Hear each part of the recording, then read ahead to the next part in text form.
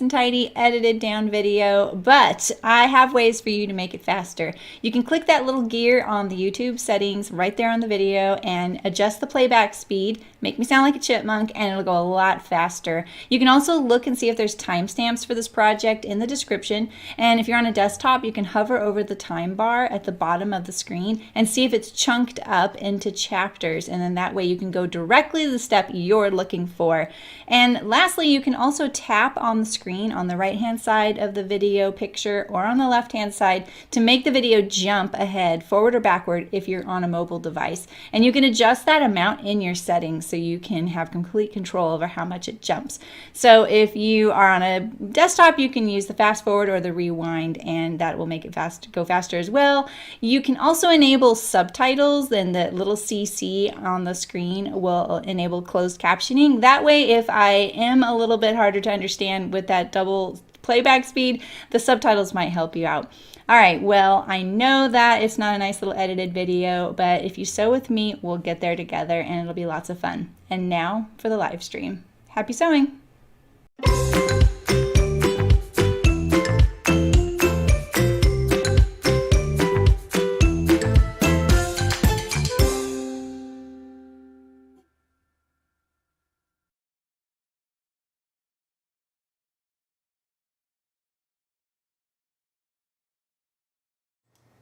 Hello. Hello, how are you? Happy Wednesday. I feel like my face cam's a little too close. Because if I just move a little bit, I'm gone.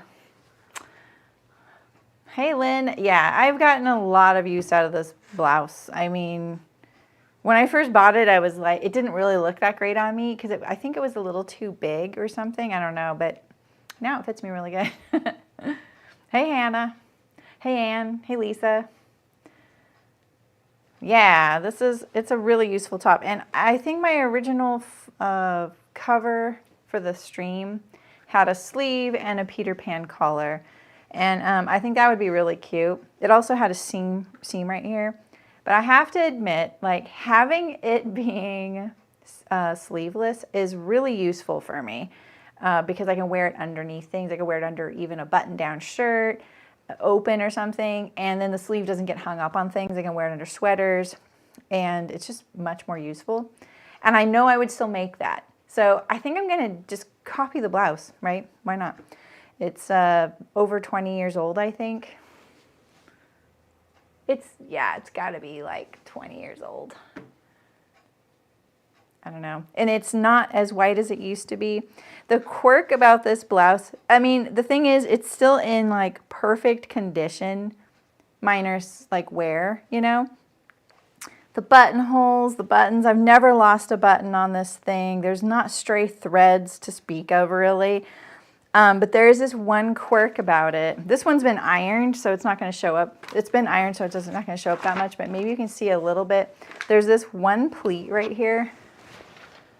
Do you see how it lifts up right here? This one pleat, in the 20 years I've owned it, always does this in the laundry. It always flips. So I have to iron that. But for the most part, all I ever had to iron was the hem right here. That's it, because it crumples. It's a very, very, very lightweight fabric. So I'm pretty sure the reason this happened is that they took a one needle width wider tuck than they should have. Like it got a little off from like here to here. And it does make a difference when you make these things that they have to be really precise. I worked at a company that did this a lot and it was such a pain. Cutting it on grain really helps. And I've kind of, like at the last second today, backed off of what fabric I was going to use because I honestly think it's going to be nicer in a really lightweight fabric. So I am going to have to make this again. I need to find a white fabric that's super, super lightweight. Like this is so lightweight you can see through it. But it's great. Love it. Hi, Aisha. Hey, Amy. Hey, Heidi. How's it going? So I spent like time, like I cut off a chunk of this linen I have, and then I washed it, and then I ironed it dry. It took me forever. And then now I think I'm going to go with this right here. Hi, Andrea. How's it going? Welcome. Oh, well, welcome. I'm glad you are joining the chat. Hi, Beth. How's it going? Feel free to chime in questions or whatever. This, I actually don't know where I got this. Probably from Maker's Fabric. This is a pretty lightweight linen. You can see through it as well. I think it's going to be perfect for this. I will be adding a little sleeve. I do think I'd get more wear out of it having a little sleeve, especially in this darker version. Oh, I just like scraped up part of my nail right there. It's like so wet here. It's been raining for like weeks and weeks here, which is awesome. Like I actually do really like truly love it. But the weird things like that it's still kind of wintry and cold and my hands and fingernails are really dry. I'm like, come on, man. It's like really humid. My hair is frizzy. That's my barometer. I always know what the weather's gonna be like because my hair will be frizzy. So, hi Danny, how's it going? All right, so yeah, I think I said that I only wanted to do a sleeveless, and then I'm like, wait a minute. I decided the last few days that I wanted a sleeve on it, mainly because I just don't really like wearing sleeveless garments out, and I think I would wear this more if it wasn't. So. Yeah, right, Amy? I know. You know, it's snowing right now. I think it just now stopped, actually, because it was snowing when I started the stream, and I'm just keeping an eye on it because, like, I have a small truck. I don't have a really big truck. It's just an all-wheel drive truck. But it's not going to be like, yay, I love driving in the snow. And it even has a snow button, which I'm sure is just to make someone feel better. It has a mud. You can cycle between like mud, snow, and ice maybe? I don't know. Anyway, my parking lot though isn't very, it doesn't really play nice with the snow. There's a little hump as you go into it and I got stuck last time, so we'll see. Oh, thanks. I'm practicing wearing my cropped jacket with things. So this is here, let me show you my full, because I want to get your guys' opinion. So I'm wearing it with the new Itch to Stitch, face the light, the Zaco top. This was just a muslin. I wanted to know what this twist was going to do. See it there? And I'm wearing the Mitchell trousers, which I have to admit, I'm just not enjoying wearing. I love them. I loved making them. I don't really love wearing them. They're really hard for me to figure out what to wear with. But this little jacket, oh, my microphone, sorry. My jacket I made to go with these, and I just don't think it's okay. You know what I mean? But I think it works today with this. I'm kind of hot, but that's all. Hey, Julie. Hey, Rachel. How's it going? I have something to tell you, Rachel, but I can't remember what it is right now. Yeah, I can't remember what it is. All right, the other thing I have is a little bit of show and tell. So maybe this is it. But Rachel reminded me that I could get binding attachments for my cover stitch from this company called Erica's Syskrin. It's a Swedish company. So let me show you. Sorry, I have the wrong camera on. Can you see her name? There we go.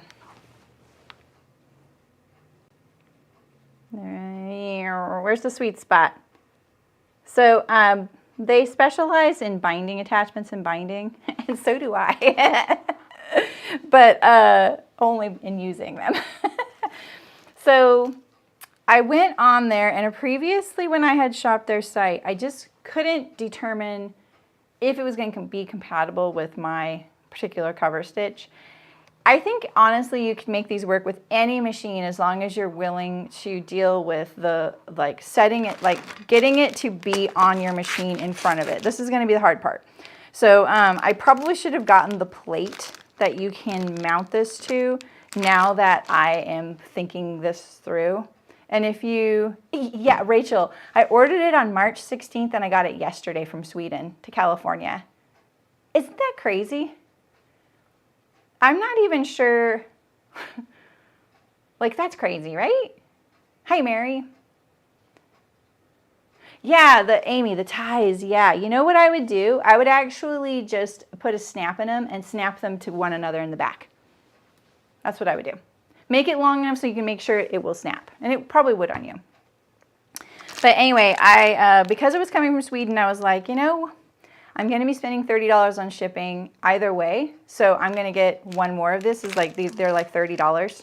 So I got a single fold and a double fold. And I got a double fold wide. So I have a binding attachment for my industrial machine. It screws to the bed of the machine. And previous to doing so, I had a factory. And so we had an actual binding machine that I got myself and had it permanently set up to be a binding machine. It was awesome. It never did anything else. And I've missed it. So that's kind of why I'm always looking for binding attachments, just because they're super fun, and I kind of know a little bit how to use them. So I feel like, hey, why not just play with it? They're not that expensive. I splurged on getting some of their pre-cut binding because it's knit, and I hate cutting knit binding and rolling it. So I got this 48 millimeter for the wider attachment. You can see those squigglies will kind of tell you which side that is, or size that is. And then I got a single fold attachment. So single fold means that the top is going to be folded under, but the bottom is going to be a raw edge. So if this goes through my cover stitch machine, the cover stitch is going to do a double needle top stitch along the folded side, and then the like surging kind of looking stitch on the underside. And the double fold, same thing. Like the double fold, I could actually probably use. I feel like I overthought this, and like I said, I really think you could use any binding attachment on any machine as long as you're willing to deal with how to set it on your machine so it's stable. And so the thing I'm worried about right now is that there's really not much bed to a cover stitch or a serger, and it might force me to bring this one table I have from home up here that's a sewing machine table that you can lower the machine into, and it doesn't have my machine in it. It's just sitting in a closet right now because it's kind of a big chunky table, and it vibrates too much to use on stream unless I'm gonna have to stabilize it somehow. But I think that's the ticket. I'm gonna have to get that table, put my cover stitch in it, lower it so the bed is even with the top of the table, and then I can mount this pretty easily. But someone in the guild, hey Malin, speaking of Sweden, someone in the guild uses one on their cover stitch, and she said, yeah, that it's a little fiddly. And I'm going to use I keep calling it ticky tack, putty. I'm going to use putty, and they give you a little bit. It looks like chiclet gum, doesn't it? So anyway, it should be fun, and most likely I'm going to be live either this Friday or next Thursday, just playing around, setting them up. So if you want to join me to do that. It comes with instructions, and I need Malin to tell me. My husband said he's pretty sure. Let me show you. So they sent me instructions in each one in Swedish and one in English. The photos are the same, but the text formatting is different. So I had him look it over. He speaks German. And he said, yeah, they look identical, but I might have to get Malin's opinion later on this. Make sure. A little thank you.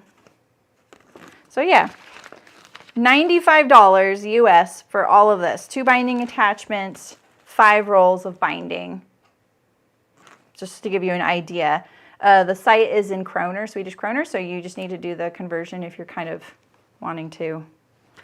I'm not sponsored or anything. Maybe you should wait until I set it all up. But the binding attachment looks really nice quality. Like, it looks really nice. So I have high hopes for it. They give you a little sample too. So you get a little sample in with your tool. And you can buy some if you want. So. Oh, and here's the other key. If you're looking to see if your machine is compatible, which, like I say, I'm pretty sure any machine could be. When you're looking there on their site, there's a tab that says, is my machine, like, will my machine work? When you go to that, this is what I kept missing. There are tabs at the top of that, and they're divided by a machine maker. So Janome or Juki or Bernina or whatever, and you just click that tab. And so that's what I kept missing, was those tabs, because the default isn't Juki. I have Jukis. So, all right, let's get some drafting. I just thought I'd share that with you. Super exciting. Came so fast. I was so shocked.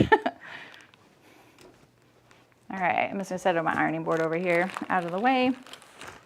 I'm really eager to play around with those, but I have something I have to get done this week, so. Okay, cool, Malum. That's what he said too. But you know how sometimes directions can look really similar, but there's like one line that's different, and I don't really need you to translate. I probably won't even look at them for the most part because I've done these so many times, but they're in the English instruction sheet. They had some really good tips. I like that they're providing that kind of subtle context. Like if you're using this kind of knit, you're gonna wanna cut a little narrower because this kind of knit tends to be thicker. I love those kinds of hints. Like I really trust the person when they give you that, just that extra bit, you know? So, okay, let's do this. I'm going to start with the back, and if you've been here a while, you know that I think about a year and a half ago, I want to say about a year and a half ago, I streamed some of me drafting things from the Act of Sewing book by Sonia Phillip, this book right here. She sent me the book for free, and I told her I would stream using the pattern. It comes with patterns inside. I like her stuff because it's very, very beginner friendly, very simple top. Some of the finishing I don't feel like is very beginner friendly, like because she does a lot of binding on necklines, and I personally don't think that's very beginner friendly. I love the finish of it, but I find it fussy. That being said, like, the silhouettes are all really simple. If you're trying to get into drafting and you are just kind of nervous about fit and stuff like that, or you really like to modify your garments and make them you, this book is actually pretty good. So, hey Terry, how's it going? Hey Sue, welcome, welcome. Is it really, Heidi? Oh, that's nice to hear. I love Sonia. She's very nice. I met her once or twice at a show. So anyway, I made a tuck top, a sleeveless tuck top then. Pullover, right? Did I do a pullover? Yeah, I just don't even remember what I did. I didn't get to keep the samples. I sent them to her. But I added the tucks to that, and I thought I'd just pull that out and use this as a way, as a good starting point. But I'm going to show you how to add tucks if you want. So I am going to, like I said, start with the back. I'm not sure this piece of paper will be wide enough. You want a really big piece of paper. This is the back. No wonder I'm wondering if it was button front or not. Why does this say 1/4 inch right here? This is the center. Did I do a back button opening? I would not do something like that, right? Yeah, it was a pullover, wasn't it? Yeah, that's what I thought. It was a little wide on me. That's what I remember about it. All right, so it looks like I have enough paper, but you want to, I like a full piece of, a full pattern piece when I put my things in the fold. You don't have to do it that way. Just give yourself a lot of paper because the tucks take up a lot of space, like more than you think. So I'm just going to fold this. And let's just talk about adding tucks. So let's say you wanted to add tucks to this. This is one way to do this. There is a lot of people that will pre-tuck the fabric and then cut their pattern piece out on top. And that is great. Like, heck, you're like, if you've already done all the tucks, then you're like 3/4 of the way sewn, right? You're creating your own fabric. I'm going to be doing release tucks. And release tucks mean that they are sewn almost completely. I'm getting a tickle. But see at the bottom how they stop? And then it just releases. So then you get this little ruffle effect. This is an interesting blouse in that there is no seam over here, no shaping, no darts. And I love the way this thing fits. I do not know what kind of magic it has, but it works for me. So we're going to kind of emulate that.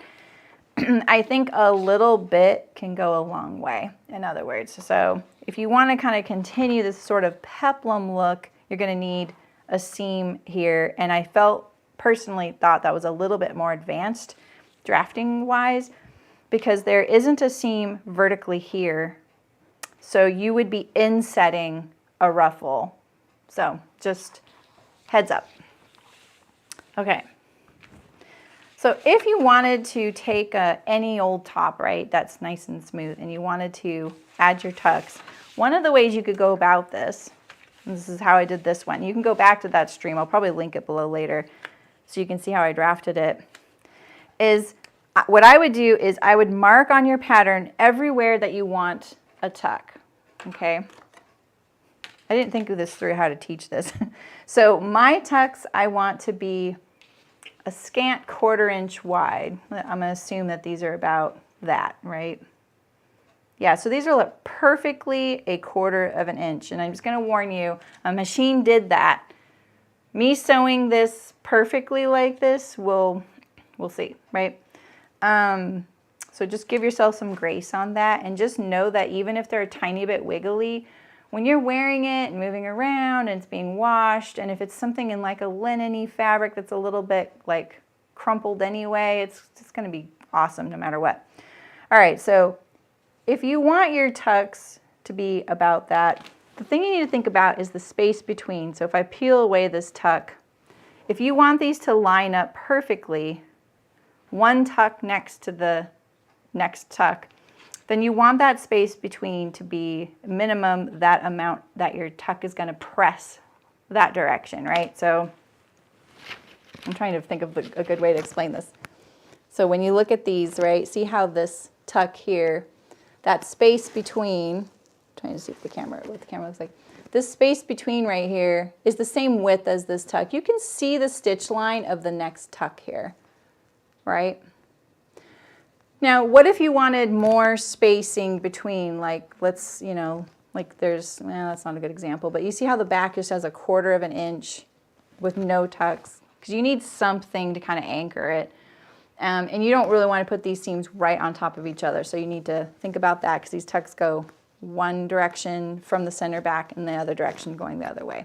So what if you wanted more negative space between these? So maybe there's only every 4th tuck is a tuck, right? So there's no tuck here. You would need to measure that amount between from the seam of this tuck to the seam of where you want your next tuck, and that is your negative space, right? And that's your garment. That's your garment. The tuck is above your garment. It's extra. It's not doing, has no function at all in shaping your garment unless you do this release style down here. I have to take my jacket off. I'm hot. And I'm keeping cruel to you guys with the microphone. Hey, Sydney. How's it going? Oh, really, Mullen? Oh, that's so interesting. But you had a pattern piece. Did they give you a pattern for the tucks? So I thought about trying that method with this project, but then I was like, yeah, but you have to like do so much lining up and making sure everything's perfect that then I was kind of like, let's just show how to draft it, you know. The sleeves are quite long on this shirt, so I folded them up to go under my jacket. This was my muslin for this shirt, and I thought it turned out so good. I was like, okay, well, this is fine. It's going, you need a vacation. Do you get one for spring break with your kiddos or anything? All right, so let's get back to our pattern piece. So let's say this is my back sloper. There's a center back right here. I mean, you need to know where your center back and your center front is on your pattern piece at all times. Let's just mark where we want our tucks. I'll just do a little bit here. So hopefully you can see this pencil. Let's see. Let's zoom it in a little bit. Oh, there it is. Oh, nice. People having vacations. That's exciting.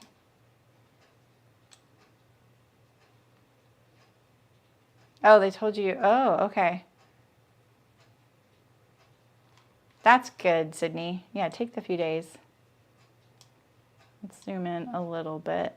Remind me to zoom out later. So I don't do stuff off camera. All right, so we're just gonna mark our tucks here, okay?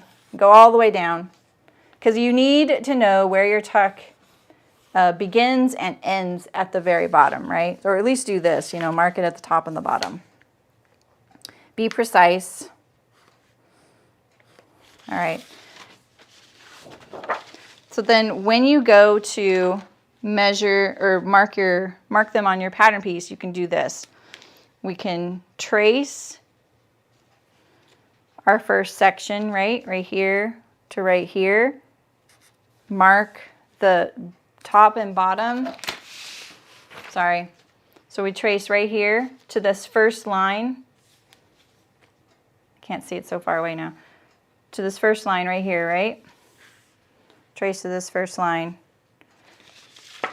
And then from there, we need a longer ruler. Oh, where's the one that Nancy just gave me? Here we go. Nancy's ruler's coming in handy here. All right, and so we're gonna connect these lines here. Ooh, this ruler is super grabby. I can barely slide it. All right, and so this towards me on this side of this pleat here is the garment, right? It's not the tuck. There we go. All right, now we're gonna add our tuck. So I want 1/4 inch finished tucks. So I'm going to draw a 1/2 inch line because we need both sides of the pleat, right? So I'm not very good with that ruler. I know this ruler really good, and I need to use my ugly ruler. I don't use my clean ruler with my Sharpie. All right, so then this is a tuck, and because the space between my tucks and my tucks are the same when they're finished, 1/4 inch and 1/4 inch, we're gonna write it on here. Let's say the spacing was bigger, like you were doing a 1/2 inch between your tucks, then it would be more obvious what was the tuck and what wasn't the tuck, okay? So you bought one of those floppy, oh, what's the floppy ruler?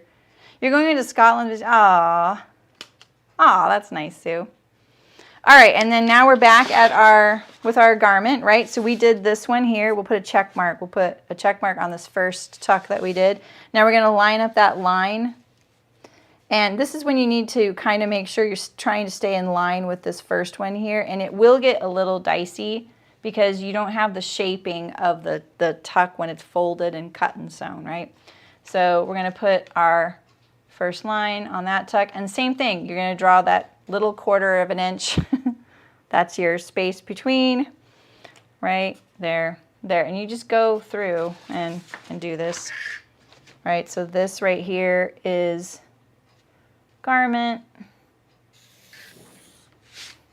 And now we're gonna do the 1/2 inch tuck, just like that. This will be pretty obvious, mainly because I'm not drawing the tuck in 2/4 inch width. So here's a tuck, here's a tuck. All right.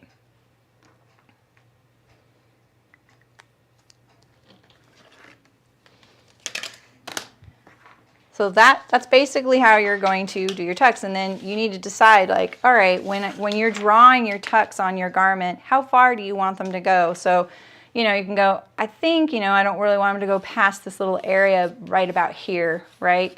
And so then you see how many can you get, you know, okay, 1/4 inch, 1/4 inch, and just keep doing this all the way there. And what I would do is leave this area raw up here. You'll see what I mean in a second. Hey, Vestigia, how's it going? Hey, Elena, how's it going? Oh, you got one of these. Yeah, they're just like, they're key. They're so key. So you see how right up here at the top, I didn't true this up, which means I didn't like make it a nice smooth neckline curve or give it the little shape you need for a pleat. That's because I didn't want to spend time folding this whole pattern piece perfectly, because that takes a lot of time. You know, folding all these tucks and then cutting that curve. I just did it after I sewed it. So it's one way to save a little bit of time in your drafting. If you're only drafting for you, you don't need to make this commercial ready. You don't need every little shape. And if you want it, like if you plan on, you know, cutting this out many times, then maybe you put it on there. And, you know, what I'm talking about is, you know, like when you get that little peak on your dart when it's on a side seam or a waist, that's what you're needing for every single little tuck, especially if your neckline is really curved. This one's pretty scooped and smooth, so it wasn't that bad. So I just tucked all my fabric and then I cut my neckline. Oh, that's funny. You guys are near each other? I love that. All right, let's zoom out a little bit. And so now you know kind of the basics of how, why am I forgetting where to do this? I don't stream for a week and then I'm like, how do I do this again? I've only done this like 400 times. Okay, let's pull back.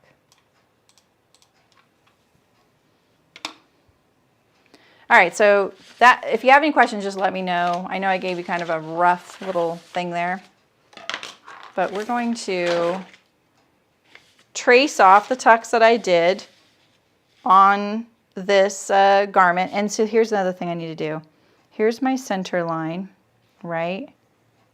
And I did, is that what I did? It's the center. I wish I remember what this was right here. Why?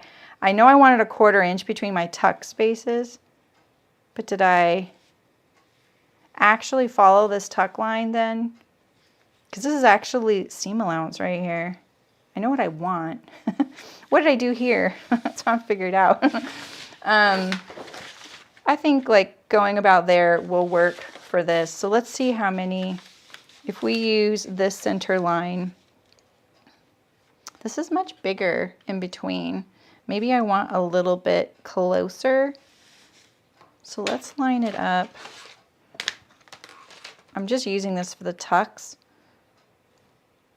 This one only has 1/4 inch in between. That means your first tuck starts 1/8 inch away from the center back. That's really precise. That's probably why I gave myself some space. Yeah, that's really far away. All right, so we're going to do this. We're going to, I'm going to mark my line here. And I'm going to use that as my center line.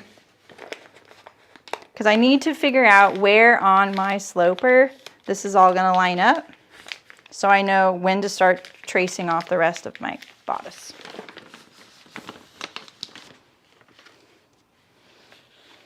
Are you asking team affiliations now? I love it.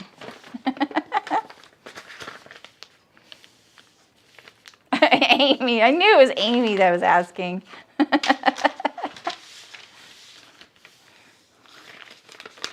Okay.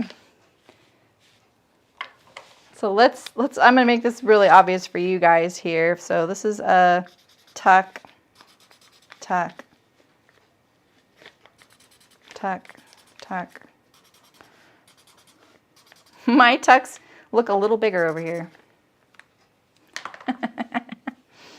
All right, so then I'm going to measure this amount between the tuck and the center back, and each one of these, 1, 2, 3, 4, 5, 6, 7, and then this guy right here.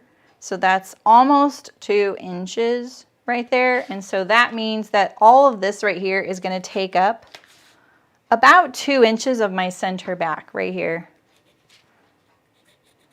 I'm just gonna mark it. I don't know why I just did that like that. That was just terrible.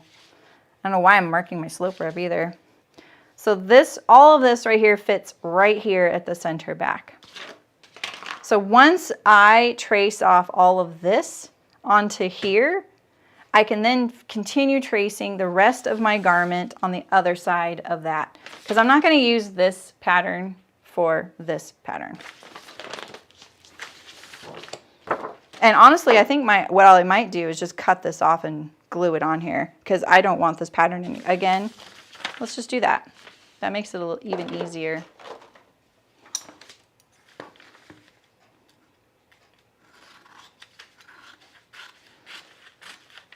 If I wanted this pattern, I would have used it by now. And the reason I'm drafting this is because I knew that this was not quite what I wanted, but it was close. All right, so we're gonna put this here. And I think I want it longer.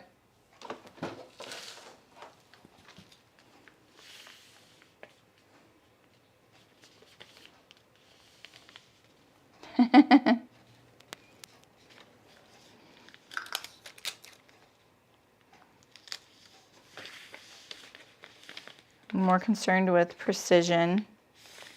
I'm just looking at how I did not very precisely fold this line right here. The paper, this piece of paper right here is very thick. It's got a few layers on it, which just makes it not very accurate. That's why you use your scissors. Get a good crease. All right. All right, so we're gonna line this up at the center back here.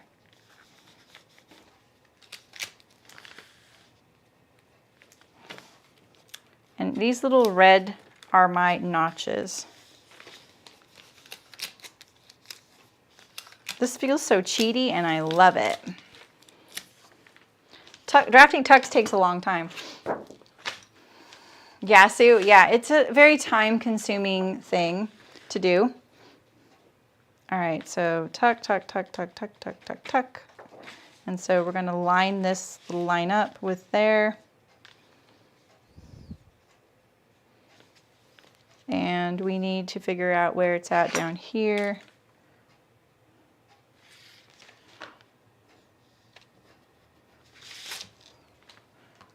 And I'm gonna measure this from the fold, from here to the fold here. We'll just make it an even 6 inches so that I can get a line down here to line it up to make it parallel.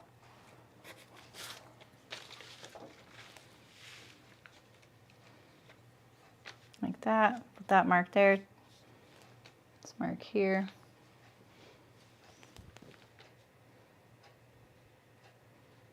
I'm trying to decide, like, do I want to raise this up? I kind of want to raise this up, like right there. I don't know why this mark is so low.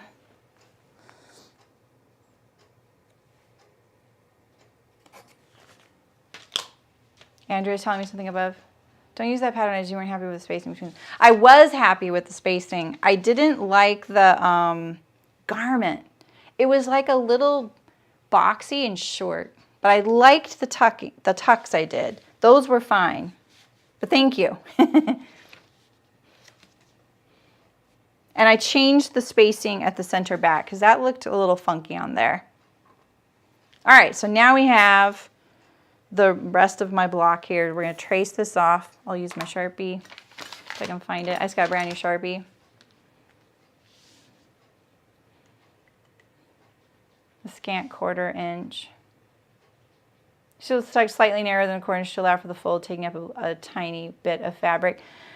You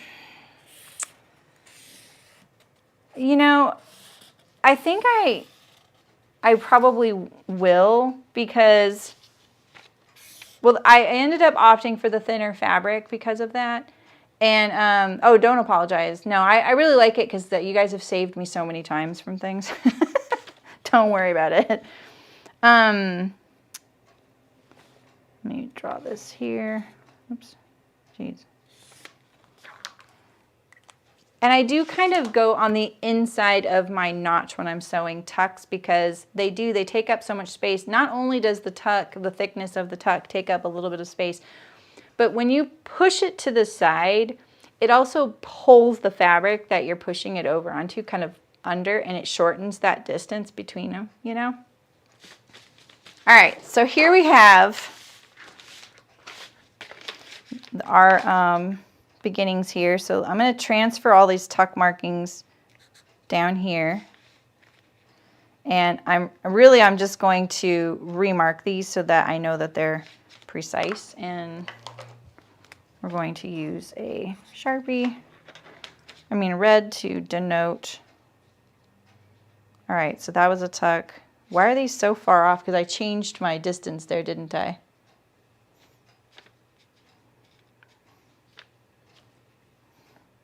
What are all these lines here? My goodness, okay. 1/4 inch, and then 1/2 inch. I'm marking these as I go so I don't lose track. 1/4 inch, 1/2 inch, 1/4 inch, 1/2 inch.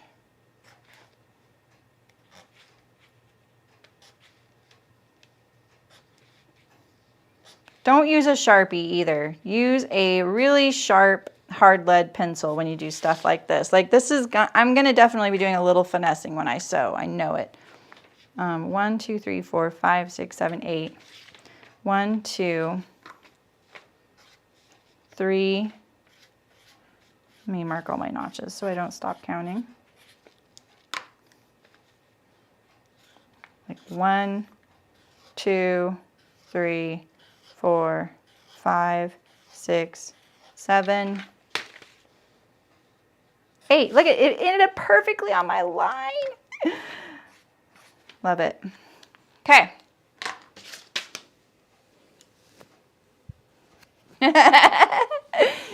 Yep, Andrea.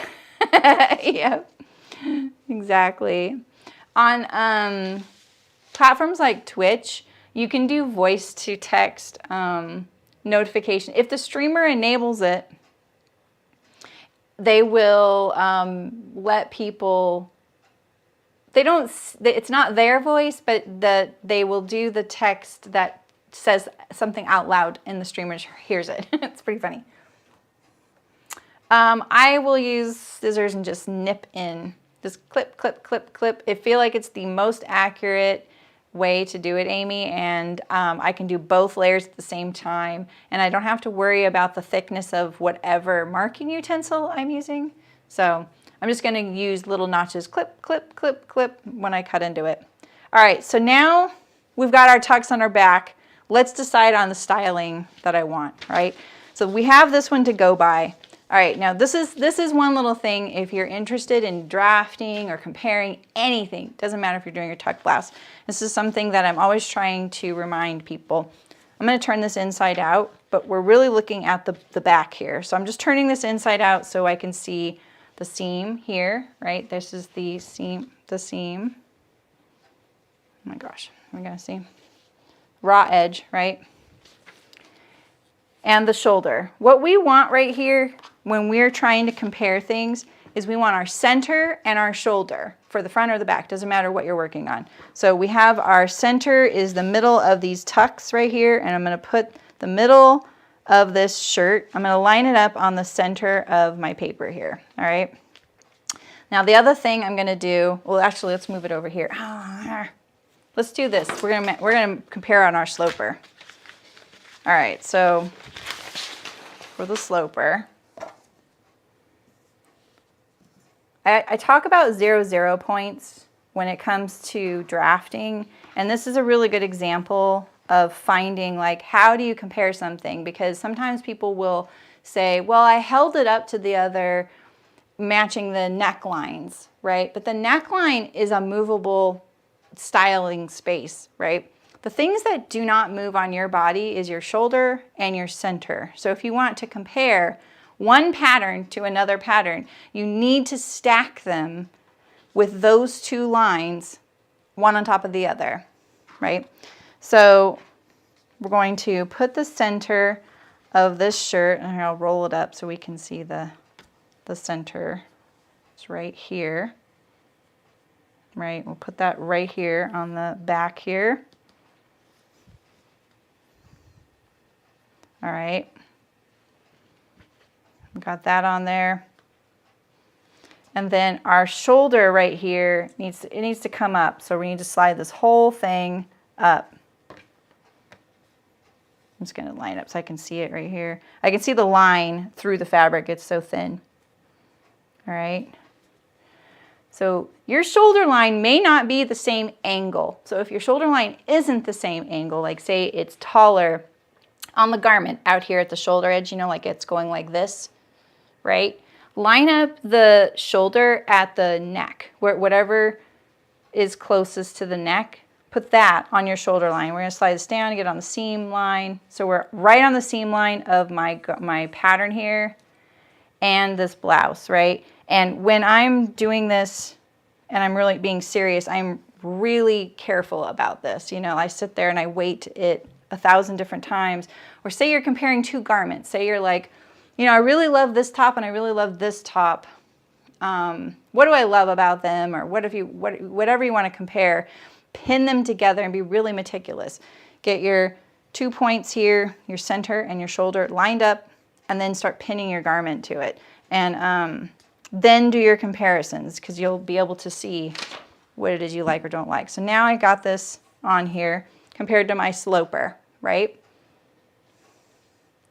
And I can see this shoulder comes up. Let's see, I don't want this to move much, so let me get this a little bit more. This one's definitely wider than my sloper, so I can see this right here. And there's my sloper underneath. Remember, this has a seam, this is the seam allowance edge. This is the seam, cut edge, seam, cut edge, okay? This is the back too, I know, Aisha. This one is not very low, honestly. Oh, are you talking about this one here? All right, so the other thing to think about with this is a sleeveless garment. My sloper is set up for a sleeve. So the armhole, theoretically, on my sloper should be a little lower. Yeah, that's what I figured, Aisha. Yeah, that's why I tried it, because I wasn't, a lot of you in the workshop made me a little nervous because someone, I guess, didn't like the fit of it and was criticizing it, someone like maybe a prominent YouTuber. And I was like, that's funny. I thought it was actually pretty good. But I hadn't seen all the tester versions, so we looked at them together. And I could see where if you look at this top and you want this tuck to make defined bust cups, like these kinds of tops can, like twist tops can usually put the twist really low and it makes bust cups, right? That's not what I wanted. I wanted an interesting neckline detail. And that's the way I looked at it. So then I was like, shoot, I don't want bust cups. That's going to be way too low cut for me. It won't be very versatile. So some of people it looks like that and some people it doesn't. This is the 12, I think, too. All right, here we go. So now the things I'm thinking about are this silhouette here. Because I like the fit of this thing, right? This is my sloper. My sloper is not a very loose fitting item. It also has a dart in it. Doesn't it have a dart in it? Does my sloper not have a dart in it? Oh, yeah. It's right here. From here to here, it's a fisheye dart.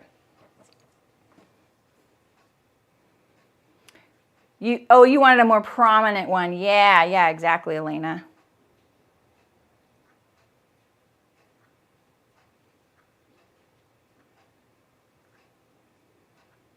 Yeah, you could do that, Leah. I don't have one of those. I don't want one more thing to deal with. I like the weights too, because I can move them really quickly. So you see how this armhole is higher? That's right, it's a sleeveless garment, right? So it's kind of interesting. This neckline here is 1/4 of an inch taller than my sloper. It's pretty high. This is not a collar either, it's a facing. So it sits flat against the body. In other words, you see how it's flat right here? If this were a collar, it wouldn't want to do that. It would want to sit like this on my table. It would want to sit up, right? So yeah, so I think the one thing I wanted to do with this, my version of this top, is make it 2 inches longer. I don't want it stopping so short because it makes me feel a little parade float like, because, you know, it's nice and smooth and then it just goes poof. So I think that adding the 2 inches in the length is really the only thing I'm going to do, and maybe I'll add I measure from the seam line, remember here's my seam line and there's my seam line. If I measure from seam line to seam line, that's like 1 3/8 difference. So maybe I would add that and maybe nothing here at the top. Yeah, no worries, Elena. Or Aisha. Yeah, I kind of figured you might be, but that's okay. So this looks pretty good. I'm happy with this. I'm not putting a dart in this. And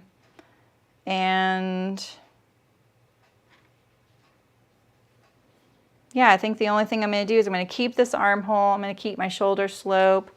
Knowing that this is 1/4 of an inch higher. I wouldn't mind this sitting lower.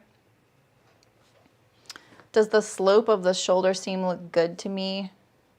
I don't quite know what you mean by that. Like, do I like it? Of my sloper or the pattern or the garment? I didn't line it up very well, honestly. It could sit a little lower. Why does that all of a sudden look like I need to pull it down 1/4 inch? Let's try that.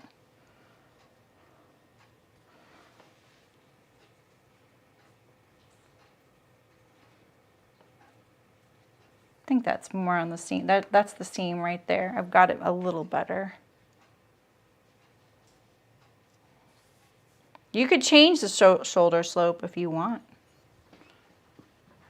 If you like the way a shoulder slope fits, use it for sure. I didn't know if you meant the seam or the slope. The slope, when you say slope, to me that says angle. This is the back, Amy.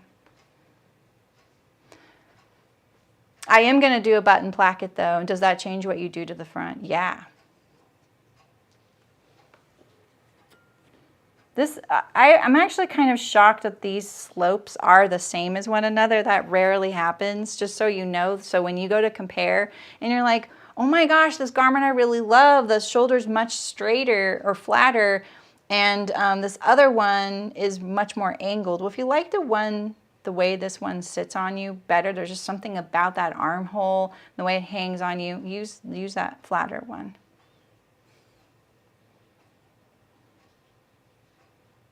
Hey, Blue Magilla? Yeah, it is. It's always different. I know. Yeah, and I've mentioned this before. I don't know where, but I always mention this because there is this one way of drafting a shoulder slope that it might be a school that teaches it this way. Like it's not wrong, but it's a very specific way that they do it, because I was trained once for this new, like I got recruited at a company and they had a different CAD program than the one that I used. They used PAD and I had only used I'd used like 3 others, but I hadn't used this one. So they hired someone to come and train me on their CAD program. And the way he drafted his shoulder slope, I had to bite my tongue because I was like, that is so complicated. He did this whole crazy thing, and I'm not saying it's wrong, but I was just like, yeah, I don't think you have to do that. And what I didn't like it, because what happened was his shoulder line went from back to front, or front to or maybe it was like from neckline. It was at an angle over the shoulder. So in other words, if you looked at his pattern pieces, they would be like this when you lined them up to one another. They weren't parallel. The shoulder lines weren't parallel. And I was like, what is the point of that? It just seems so unnecessarily complicated for no benefit. And it's not like, because I tried to explain it away in my head. I was like, well, maybe he worked in the backpack world, and they were always trying to offset the thickness of the shoulder seam. Like once you work in outerwear, you start thinking of some of these things a little differently, right? Yeah, exactly. There you go, Blue. Yeah.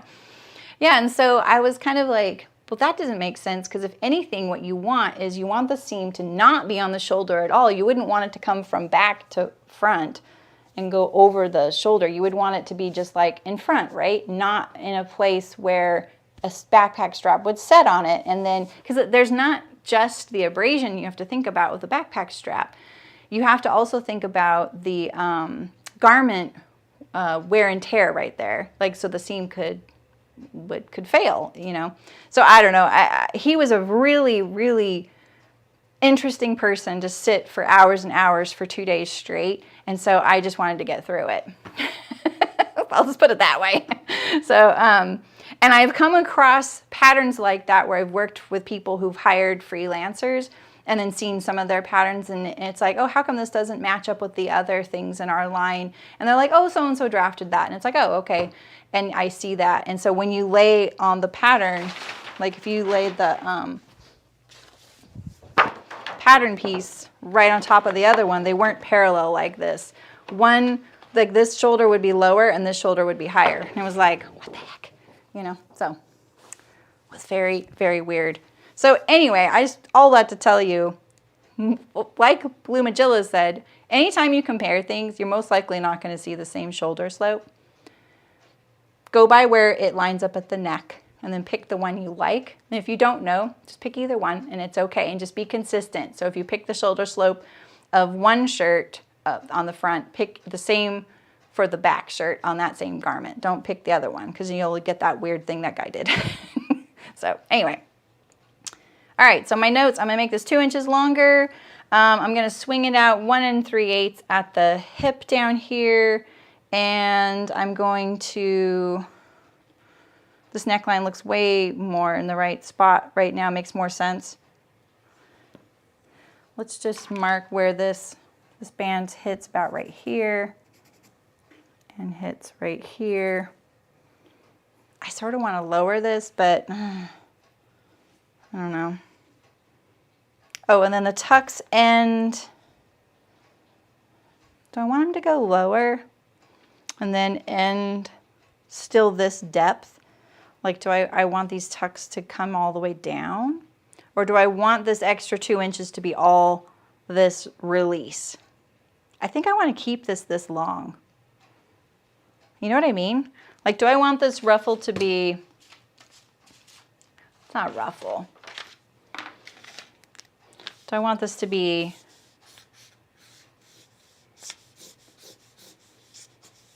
right? And then it's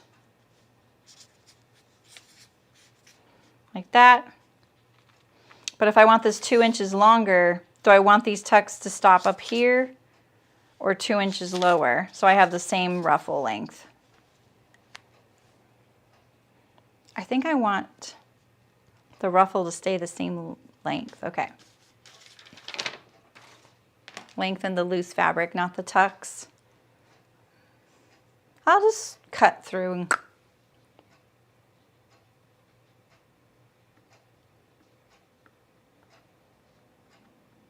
I don't want the poofs. That's why I was thinking I would keep it lower. But I see what you're thinking. You're thinking like,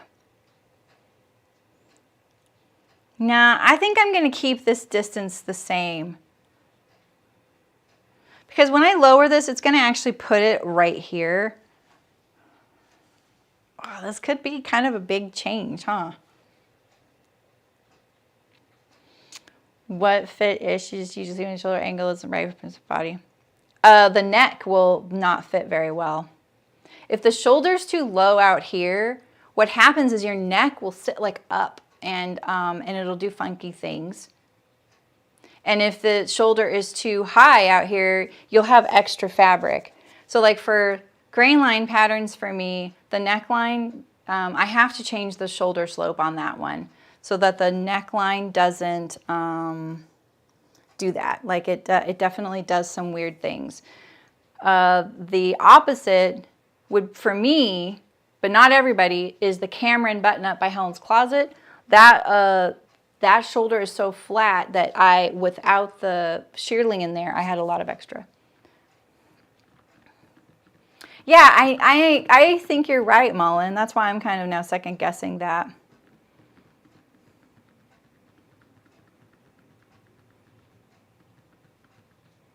Oh, really, Terry? Oh, yeah. That'd be cute.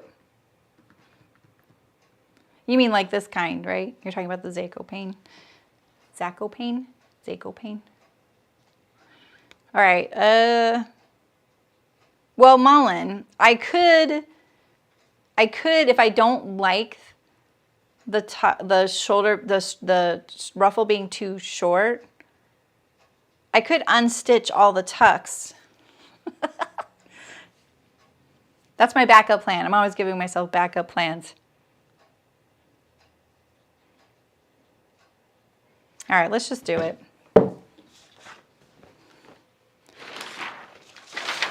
This is always the drag when you're, you know, making something and you're going to make it in your real fabric, right?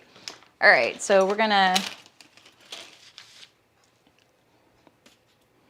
do I just want to like lower this? Yeah, I just want to, oh yeah.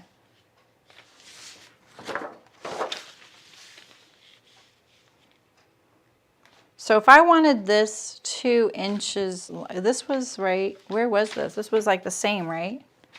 I already forgot. Yeah, exactly. Okay, so we want 2 inches, plus we want a hem allowance.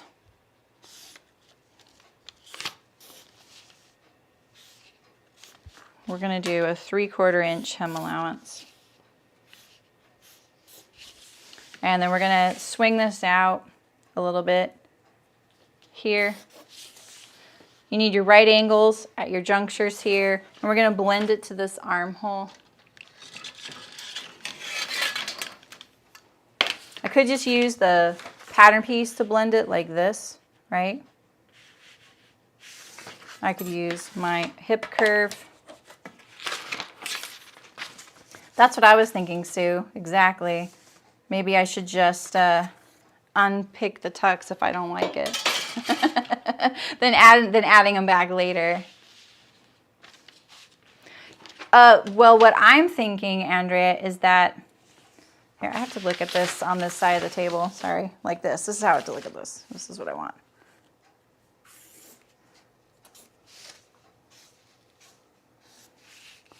Something like that.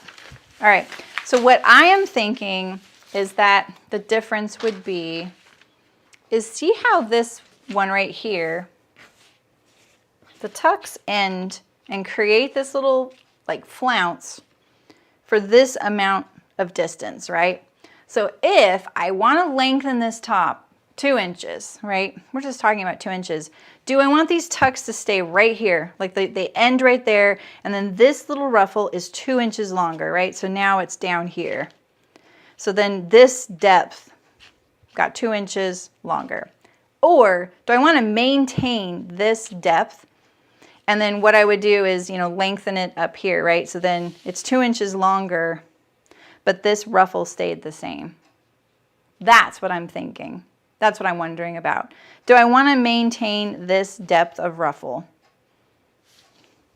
And right now I am in the camp that I do. Mullen is suggesting very accurately that it might have the effect I don't want. But I just find that when you have this ruffle that's really long, that is for me looking maternity-ish. Where in the body do the tucks finish at the moment? You want to see it on me? I am so hot today. Why is it so hot in here?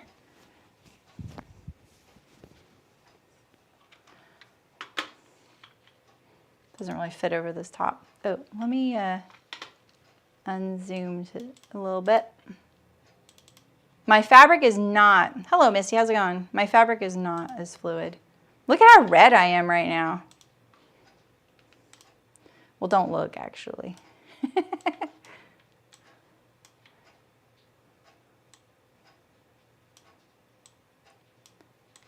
I can't grab it, sorry, I'm trying to grab it to unzoom.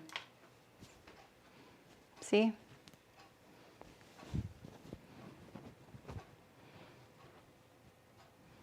See how it flips out back here? See the parade float effect? See, I'm thinking like if it were longer on me. Just look below my arm. That's kind of what I'm thinking down there. Rather than it flipping up right here at my bum and my belly. Well, I know I want it to, yeah, that's true. I guess maybe I could split the tuck depth. I don't think I want the tucks ending right here anymore.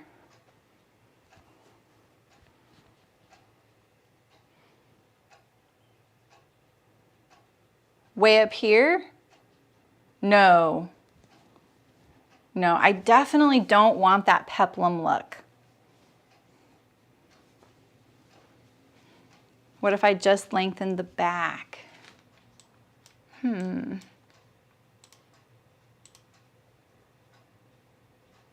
Wait, I wanna zoom in again.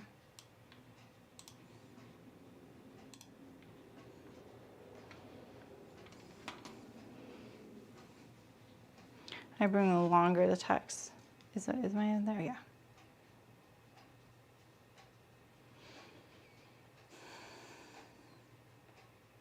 You think so, Amy? So if the tucks are 2 inches longer, then that would flat exactly. That's what I'm thinking. But like Malin pointed out, it could create that poof factor, right?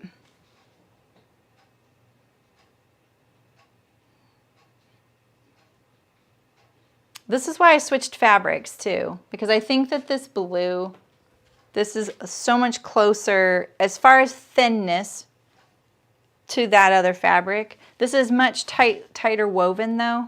This is much more open. This is a linen. This is definitely just a cotton.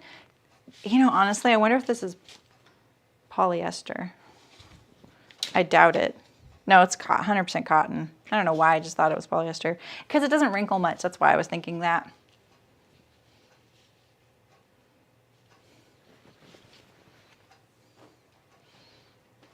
Yeah, tucks all the way to the hem. I do like the little flounce. And you know why? Because when it's under something, like say I put it under like a sweater and the sweater's buttoned and you just see that little bit, it's just enough. Yeah, that's true.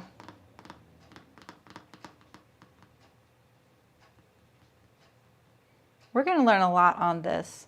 This is also one of those projects that if I sewed this in a rayon, a linen, and a cotton lawn, we'd get completely different looks for each one.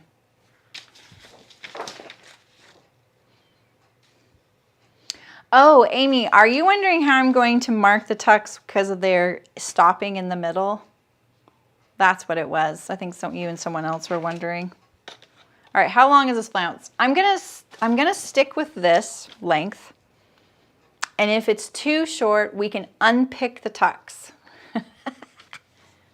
You know what I mean? Like we'll sew it to here, and then if we want it taller, you know, actually I think it could be cuter if it was taller in back and maybe lower in front. What about that? What about that? What if we stop the tucks so that I have a longer flounce in the back, but not in the front? Yeah, exactly, Amy. Yeah, I forgot about that part. Yeah. No, I'm going to use probably use a lot of pins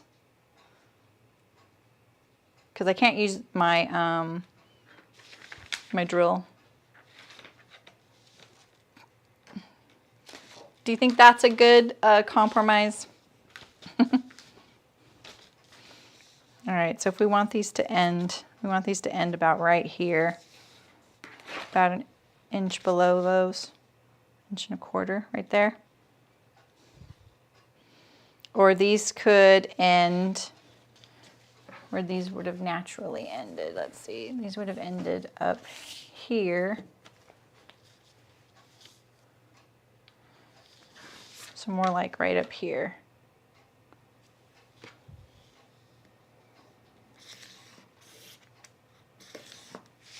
So on the back, we're going to end the tucks up high. That's kind of, I'm like, I hope I like that. I lost my cap.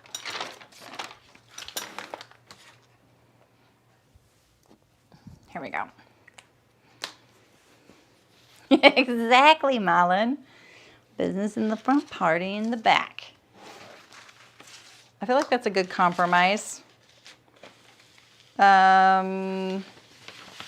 We just need the neck facing. And the problem with the fact that I don't have the shaping here of the tucks is that I need to sew the facing to that, the neckband to that. But I could just make a pattern piece that fits this neckline here. Yeah, I could do that. I think that's what I'm going to do. I'm going to keep this neckline. I'm going to remove a mount to make the facing. So, yeah.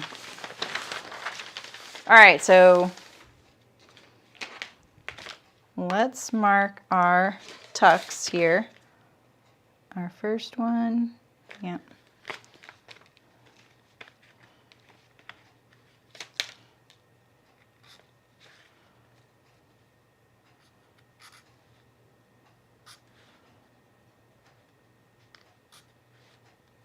Pretty close to where the original lines were.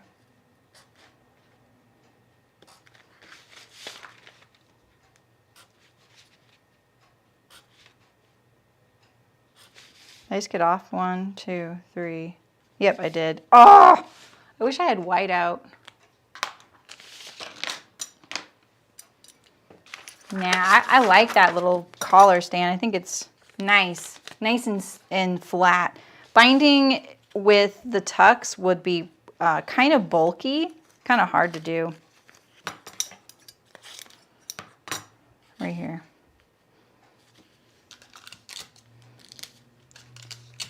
This is why you talk out loud when you do these, so you don't mess up. See, so tuck, space. I just got this and it's not even that sharp anymore. Tuck, space, tuck, space, tuck, space, tuck. That doesn't look right.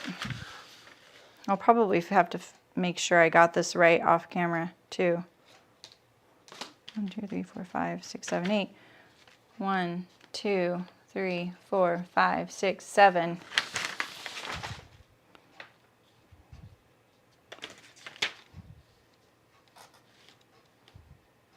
There we go.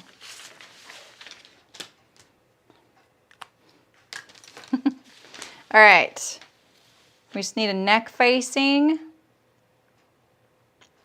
and that's it. So what we're going to do is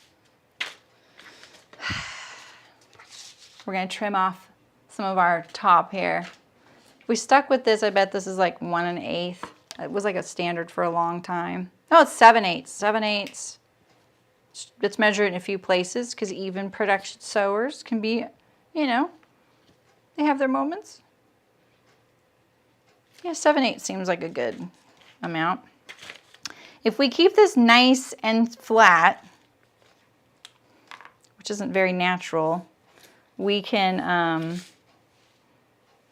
just make it a nice straight line. It's not that natural though. All right, so we're going to take 1 inch off the back here, all the way around for the neckband. Not a collar, but a neckband. And that'll be our new cut line right there. We're going to mark these.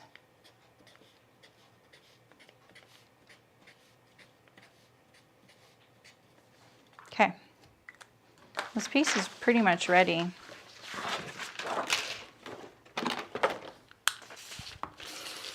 We'll do it a little faster for the front now that we've figured out a lot of our plan.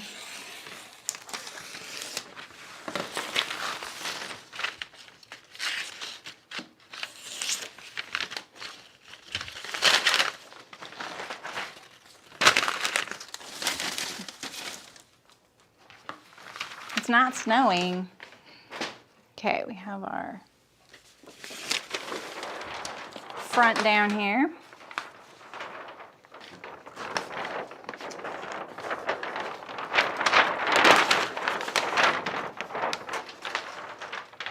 I'm gonna turn down the heater. I can feel it blowing on me. Jeez Louise. It's set for 73.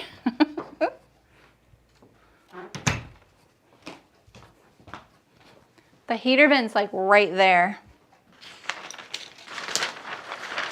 That'll make a temperature control for live streamers here. All right. We have our front. We're gonna need a nice big pattern piece or a piece of paper.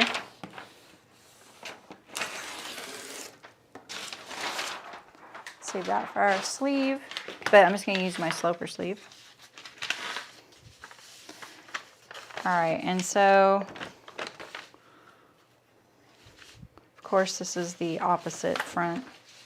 I'm not gonna be using darts in this as well, so we're gonna just ignore them. We're just gonna leave it flat, just like that, because we've got this little swingy thing going on here.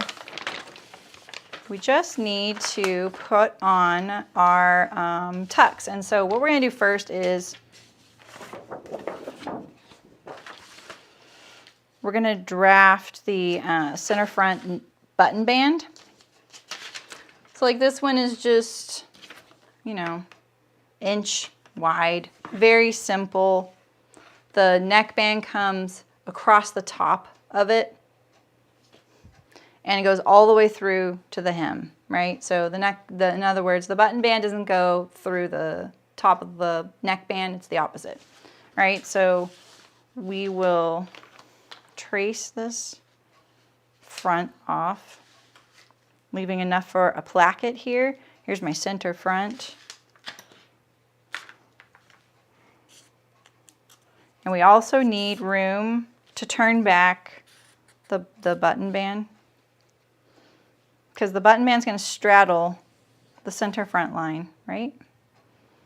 And then we'll just leave that much traced here.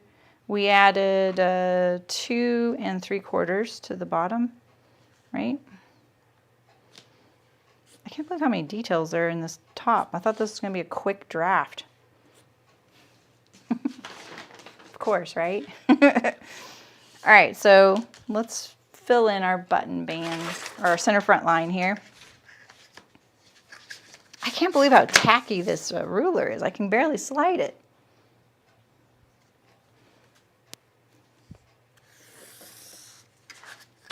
All right, so here's our center front. So when you're doing a button band, this one's going to be sewn on, right?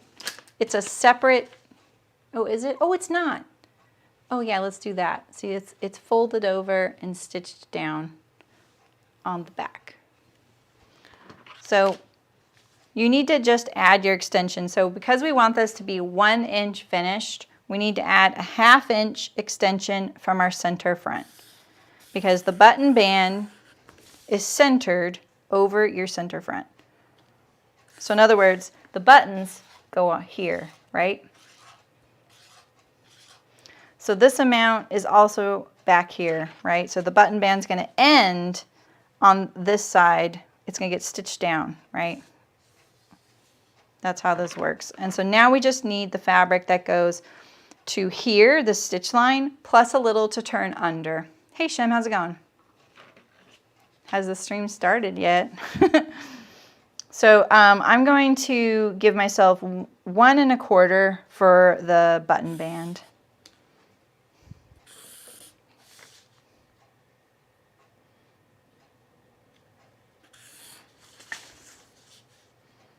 When I first started drafting button bands, like, you know, in college, this was always really confusing for me. That I'm like, wait, why is my button band 1 inch wide, but I only add a 1/2 inch to the center front? And so I feel like giving that visualization of, well, your center front, that's where the buttons and buttonholes are going to stack upon one another, right? So you're really only going to get a 1/2 inch extension past this, or more. Like if you wanted a 1 1/2 inch wide placket that's finished, you're going to put a 3/4 inch extension. And that's what it's called, a button extension. And so then this right here, this solid line right here, this is the finished edge of the shirt right here.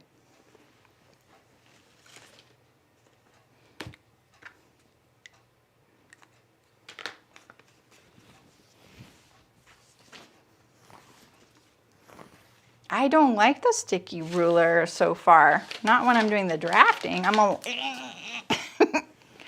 I was gonna show you, here I'll show you with the placket sitting on here. Do you see the buttonholes there? So basically this lines up like this. It's a little bent. It lines up like this, right? Here's my placket. There's the fold. This is the part that folds back, turns under, and gets stitched down, just like that.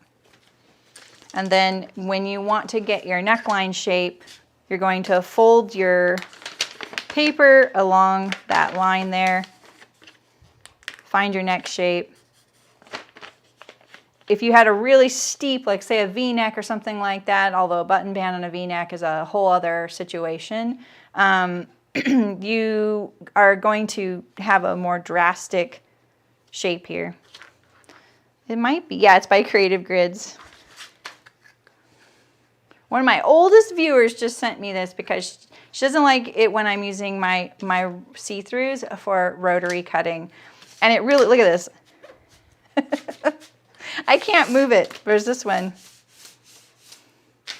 Yeah, it's for cutting fabric, not for drafting. I could never use this for drafting a lot. Ah!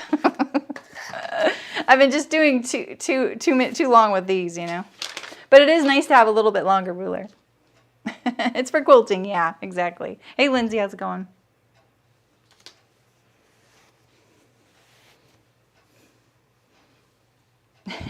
Yeah.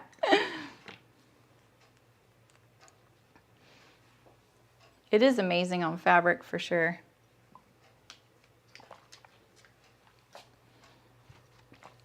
I have a bunch of them. So you see how it has these dots? Can you see this dot right here? It's like sandpaper, not as rough. And this one has it all along this long edge. This one, you can see all the little dots on the ruler. That's where it's located. It's bigger than this dot though. And I have a 1-inch wide one. I just really like the sizes these rulers come in. So I have this one and I have a 1-inch wide one that's by my machine. This one was like the branded one for my local fabric store, Honey Run Quilters.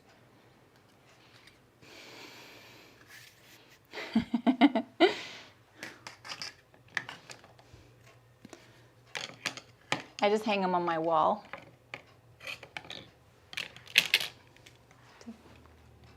Probably just like you guys. Hang them on my wall.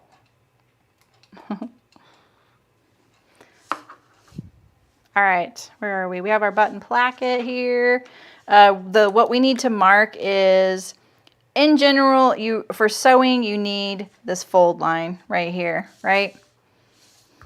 You know that you gave it a 1/2-inch extension from your center front, so you know your buttons and buttonholes are intended to be sewn a 1/2 inch away from this line once this is all folded. So you just need to mark that. If you're marking this as a pattern that you were giving to someone else, you would need to mark your center front and your fold back. And then you also need, this is the way I usually give my indication for seam allowances. I will mark the seam allowance directly on here, like this. And at this juncture right here, I will write, and I'm not usually usually using a big fat Sharpie. I will do the juncture with the Sharpie, and then I write 1/4 inch, 3/4 inch like this. And then they know, oh, that's this seam allowance and hem allowance for that. That's usually how I do it when I make patterns for other people that I'm giving them. For me, I just do this. I just write it on here. So, all right, let's grab our tucks. Let's just cut these right off too. And we need to figure out where these are. See, this actually, the way I drafted this is in some ways a little bit like you guys are saying how you do, you pleat your fabric first and then cut it out. I pleated this piece of paper and then I taped it to this one because this has been taped on here. Plus I needed the extra paper for the pleats. All right. So we need to figure out how far away from our button band do we want our tucks to start. So see how there's about a 1/2 inch difference between the stitch line for the button band and the first tuck. If it ain't broke, don't fix it. So we're gonna mark where our first line of tucks will be here, just like this. And the tucks are going to go down to,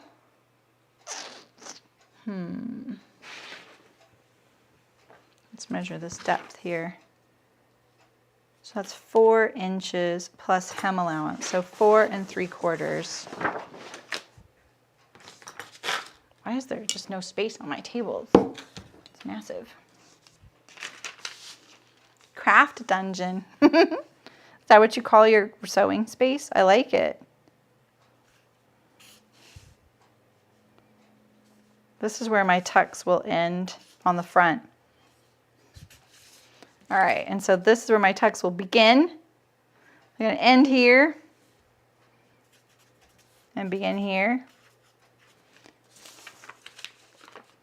And I don't even know why I'm using this piece of paper, but you know, especially since it's upside down. I want my first tuck right here. It's going to be like this. That's how it's going to be. So let's measure see how many tucks we have. We have 1, 2, 3, 4, 5, 6, 7, 8, same as the back. And then there's 1, 2, 3, 4, 5, 6, 7 spaces in between, which is 1 3/4 inches. So that on my front. Where do I, oh, you know, where I get my oak tag, wait a minute, so we need to draw. So here's our center line, right? Our button line, right? And then that's where our button band is going to,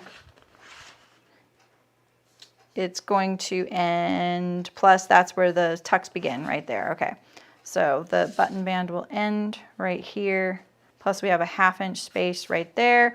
So this, from this point that way, that's what we're going to trace off onto here.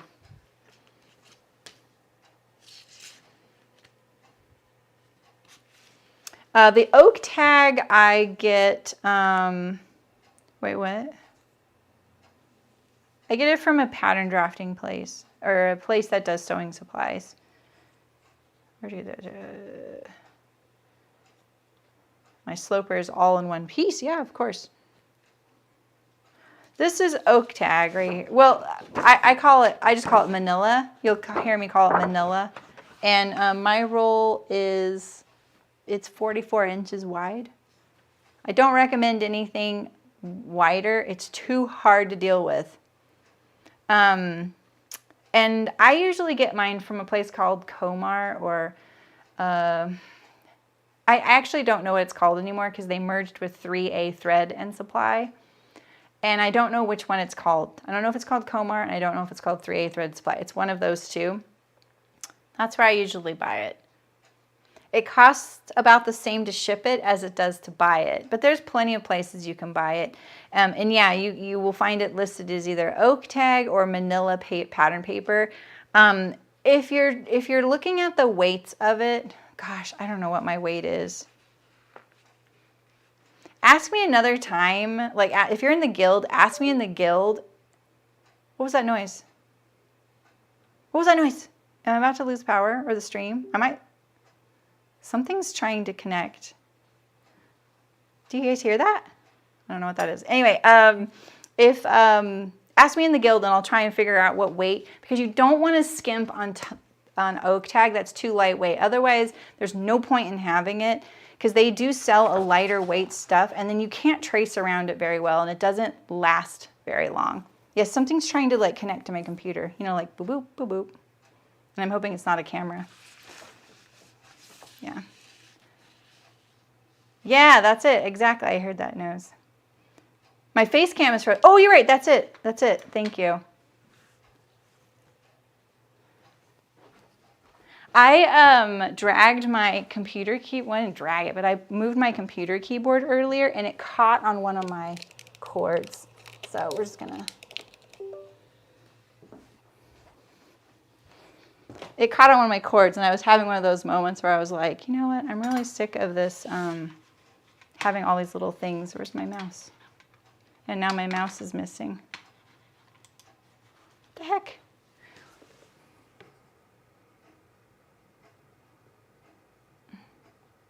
I'm using the touch screen. Thankfully it has it. There we go. But I don't have my mouse for some reason either.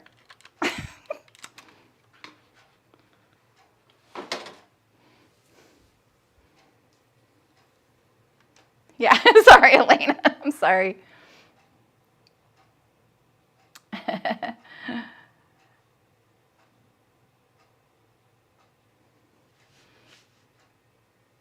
Yeah, so this is my sloper. It's just well, it's a whole long thing. There you go. Shim has an option for you for oak tag. Just be warned that it probably costs as much to ship it as it does to buy it. Yeah, exactly. I mean, I sloper, I just don't want to get into the long explanation because I know you guys have already been here for a bit. Personally, I look at a sloper for home sewing. Make it a garment that's actually somewhat like you could actually get it on. There's a little bit of ease. Traditionally, a sloper or a block or a moulage, whatever you want to call it, is going to be something that's like an identical version of yourself, right? It's like a dress form of you in flat paper format. And then this way you can use it to make any pattern that you want, and you know you're going to get the fit right. You just need to know what you want to do to it, right? So I make my sloper with these two darts because that's how I want to deal with making things. The traditional one would have a shoulder dart and a waist dart. There would also be less ease in a traditional sloper. There wouldn't be ease in some slopers, but it's really hard to try it on and get it to fit, especially as a home sewer and especially if some of you're not like a trained pattern drafter. I just say make it something that's pretty easy. What I tell people to do is find a garment that's very simple and basic, and Cashmere is a good resource for this because they have very traditional garments with a waist dart and a bust dart and shoulder seams and princess lines, and they're very, very simple and classic and very reliable. And they have a lot of sizes. Take one of theirs, fit it to where you want, and then use it for drafting. It's either that or you're going through a lot longer process to make your sloper. Yeah, I'm actually thinking about getting a roll of, well, I'm going to get a roll of dot paper. I think I'm going to get the 36-inch wide roll instead of the 44 for my table. All right, let me get on with this though. I'm procrastinating now. All right, so we have our beginning of our tucks, the end of our tucks. These are going to be sewn down lower. This is my piece from there. I'm thinking I might just use this, insert it, and then I'll just deal with the neckline in a second. It'll be easier and faster. We'll tape this on here. I literally could just draw all the lines in there too, but I'm just going to tape this on here. So we want all of our tucks are whole. Yep. Yeah, no problem, Julie. I keep gearing up to do more on slopers, but I get a really mixed reaction from everybody. A lot of people are just like, I just want to buy a pattern and it fit. I get it. So, yeah. All right, and then for this neckline over here, we're going to start our neckline. See if we're here, right? And we're going to move this over here to this line here. We're going to measure this and put a little mark where we want this line. That would be right there. Like that. Oh, I didn't make this long enough.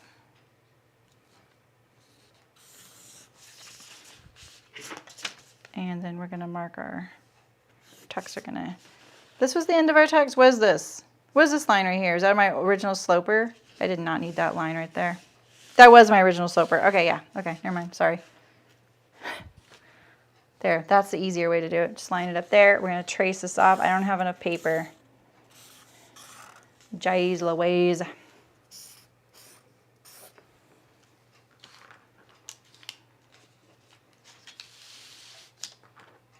Yeah, exactly, Anne. I think, yeah, you know, I think you're right, Sue. The sloper is, because I am taking the behind the seams, like the romp through history thing that Alice and Company Patterns is putting on. It's really fun. And she has said that several times, that she loves the way the Americans call it a sloper. And I honestly all this time thought that was a very European thing. And that I was opting for the cooler word because it's cooler. It was probably, that's probably what it was taught in school though, and I just don't remember.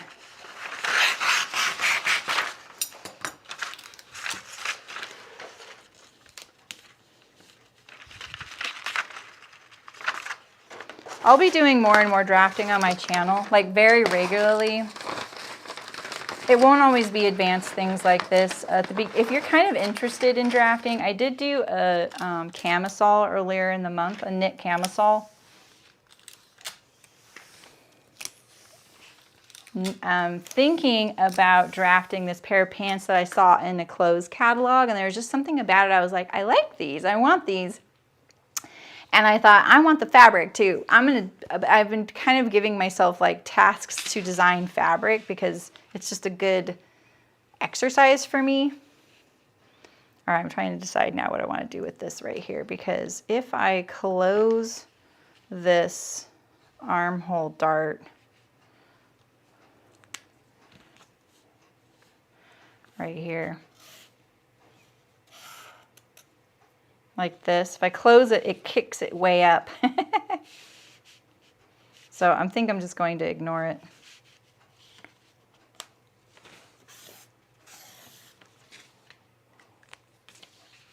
Yes, sloper and block are the same thing, but I do think that people will take issue with calling a moulage the same thing. But it's the same idea. You use it for the same thing.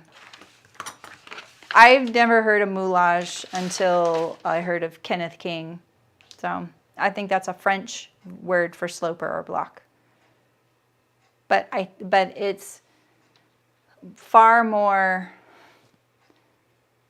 like, how do I want to say that? Like you wouldn't make it any other way but the way they have you make it, I guess. Yeah, exactly, Terry.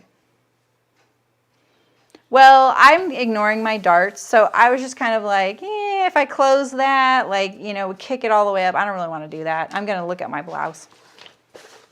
Yeah, exactly, Andrea. But so is a sloper. A sloper is also supposed to have no ease. But I draft mine with ease. I think it's easier to use for home sewing application. If I were making it for a company, though, I would probably make it more traditional. But you guys, I've worked so many places where they don't have slopers. They would say they have blocks. They're the same exact thing, but what they do is, most traditionally, they're going to say, what am I doing here? I'm trying to focus on something a little bit more that takes a lot of thought and talk about something completely different. So it's, sorry. Yeah, exactly, Mullen. Yeah, and I think that they're stricter about it, whereas I feel like with slopers and blocks, there's not supposed to be ease either. But they put it. Yeah, I don't know about that, Andrea. I think that sloper and block are exactly the same thing. Yeah. You can not put seam allowance on it if you want, but yeah. But a moulage, you would almost always see it skin tight, no ease, dress form, like it's a dress form of you. But I've made lots of slopers like that. But when you're working somewhere, they don't say, use our sloper to draft this. They say, use style A457. Use the neck and the sleeve from that, and I want you to use the center front opening of B12, you know, whatever. That's true, Mullen. Yeah, it is. But it's the same thing. Block is in the UK, Sloper is in the United States. But they're the same thing. You can call it whatever you want, you guys. I interchange it with all of them, so I'm sorry if it's confusing. I never say moulage, though. That was just not one I ever came up with. All right, like I came up through learning with. So that was newer to me. All right, we're putting this shoulder line, center front. This is so distorted. Even though I said this doesn't really create ease, it definitely is a little bit like wiggly. So if we look at our sloper, yeah, muslin toile, sample prototype. Yeah, exactly.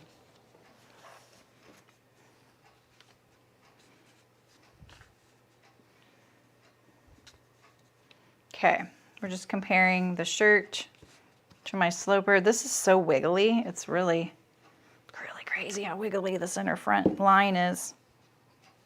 Could be my bust that did that. Garments do form to you. You know, like jeans. Where's that center front? Man, I cannot keep that thing straight. Look at that. Okay. The great debate. Yeah, it's fine. Not really too much of a debate. I at least don't ever see people arguing about it, thankfully.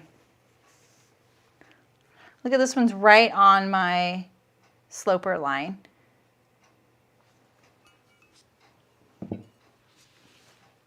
So I added 1 3/8 in the back, but I didn't in the front. Let's cut this out so I can use my same side seam.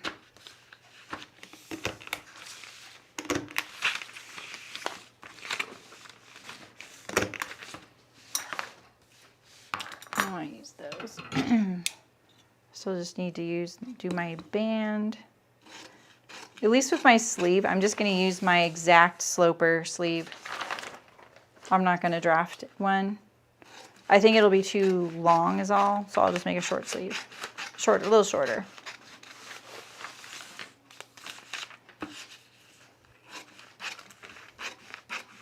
You don't always have to take the same slope or curve from your back side seam, but you want them to match, so it's nice. But they don't have to be identical. Your back can be different.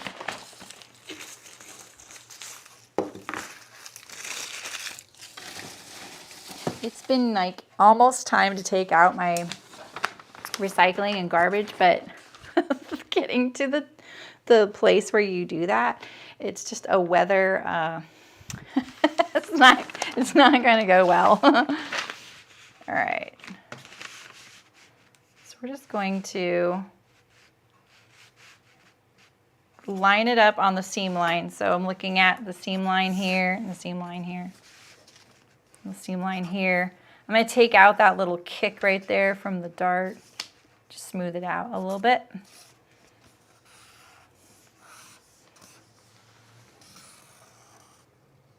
Yeah, I think that's such a cute name though, Libby. And so sometimes I get a little confused by that because I'm like, are they calling the sample a calico? But they're calling fabric calico. So they're calling muslin fabric calico, which is cute. And I always think of like Little House on the Prairie when I think of that. We're just matching this really badly. There we go. All right, so we have our front for the most part. We don't have this neckline here made. I feel like this has got to go up a little bit.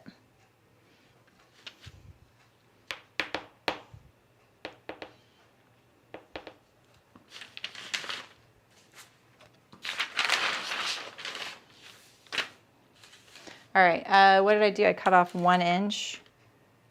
I'm gonna do some of this drafting when I cut my, or when I sew it.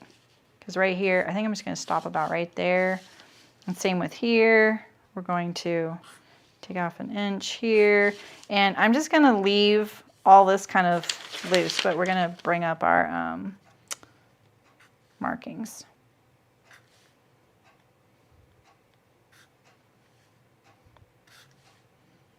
It's gonna be fun to cut out.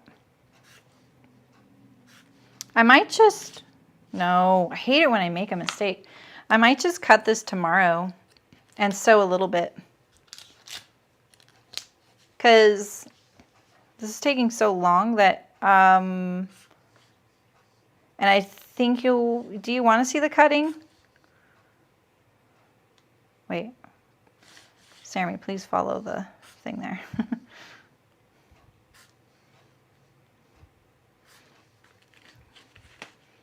Space, tuck, space, tuck. Oh, just love it when it works, right? It is, Lindsay.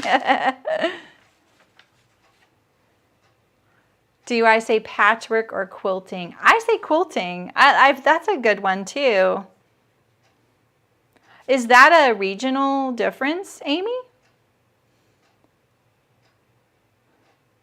You thought calico meant quilting cotton in the UK.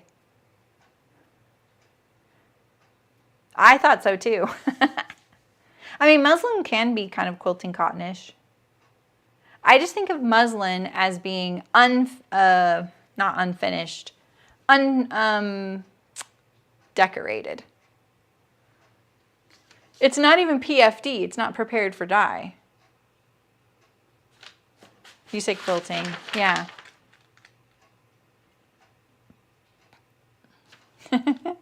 Okay, we're gonna leave this, but when I cut this out, we're going to, honestly, how many times am I gonna do this? We're gonna make this a little longer, just because I'm gonna cut it like more down here. I'm just gonna leave it loose, kind of wild. This is when I start getting off here.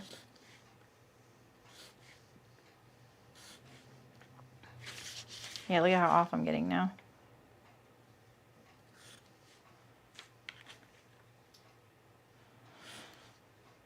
Not a good class in drafting, is it?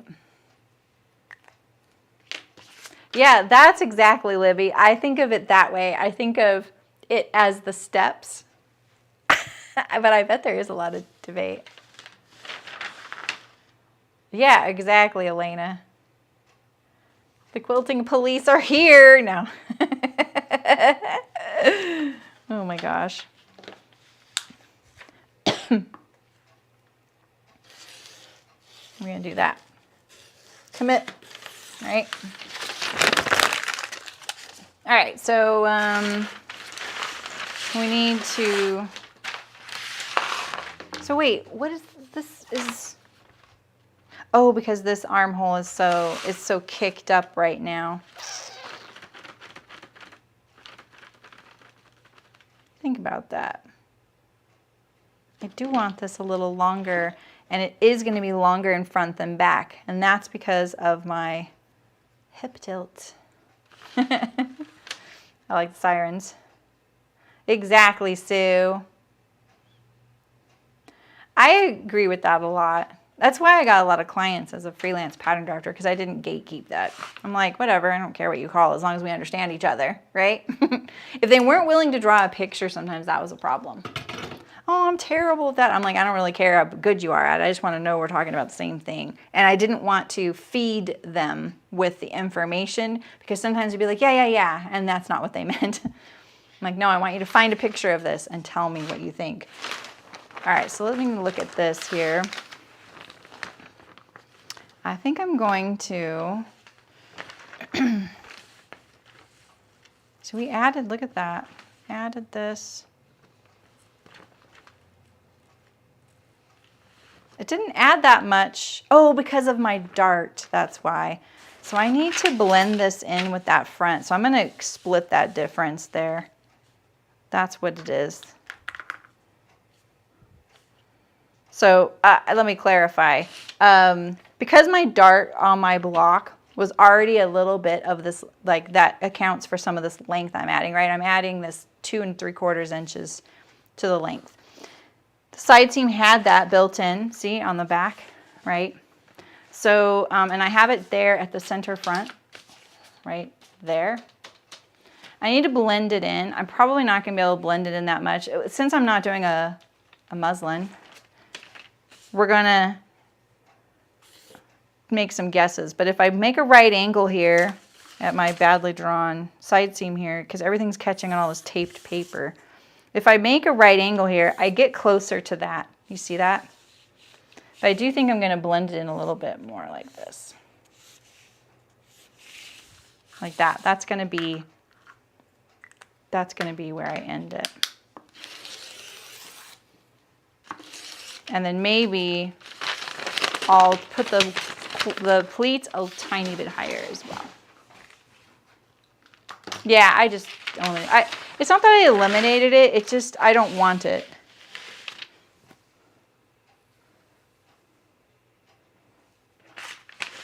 Yeah, I think of that too, Elena, when someone says, oh, I'm doing some patchwork today. I picture them with lots of half square triangles and squares and they're sewing it together. Oh, Elena has a long definition up there. I love it. Yeah, exactly.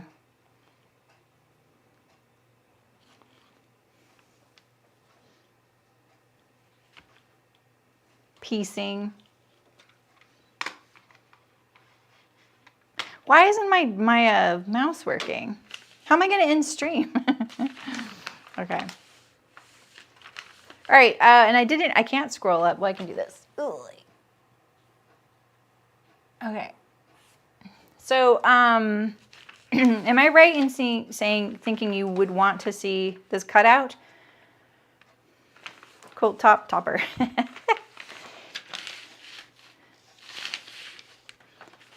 I saw this discussion recently in a forum. What was it about? And someone was like, oh, well, oh yeah, it was the reveal for something. It was the reveal for something that just came out. I'm not going to say what it was. And because the thread wasn't very positive. And so that's why I don't want to like bring all that up. But someone had said that they were really disappointed by it, that it wasn't what they were hoping it was going to be. And because of how it had been described with a certain word. And there was so much discussion about this one word, and the whole words matter and words mean things and you are right to be disappointed. And other people were like, yeah, but there's a lot of interpretation over this word. It was a really interesting comment thread. As a whole, it was really interesting for me, but at the same time, because I didn't know a whole lot about what they were talking about, because it was in the quilting world. It might have been Elena. It might have been. You may have seen the same thread I saw. Will my bus miss the dart? No, I won't miss the dart. It'll be fine. It's not a very fitted top. Yeah, so I found that was really interesting because I don't really know a lot about quilting, and I had to think about like, well, what do I think of as modern quilting? You guys, please do not start debating this because it is a hot mess of debate, in my opinion, because it's just not old enough for people to really have this, I don't know, definition. Yeah. Like, I know what I think the definition is, and I actually knew someone who did a lot of modern quilting, so the bust dart. Anyway, I still thought I want to go back to see how that thread, you know, like when you don't comment on something, you don't really get to keep up with it as much. I should go back and check it out. Yeah, Oh, that's it. Really interesting. That's interesting, Elena. Because in my opinion, I was kind of like, oh, this does not seem modern at all. What I thought modern quilting was. Like, I didn't think it wasn't modern in like color, but that's not it. Anyway, we should talk about it sometime because I thought it was really interesting as someone who doesn't know anything about quilting. I love how I say that, but like my grandmother was like a published quilter. I'm misleading you guys a little bit when I say that sometimes, but I really don't know a whole lot about it. I'm going to do this too. Boop, which is gone. All right. So the only pattern piece I need right now after all of this is my neckband. And we're just going to use the sloper for the neckband piece. And we have this piece of paper right here.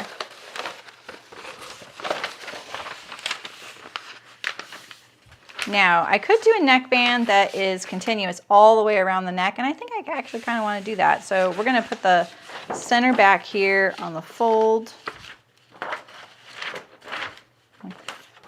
My notches are getting caught there, but we're going to pull it way down here.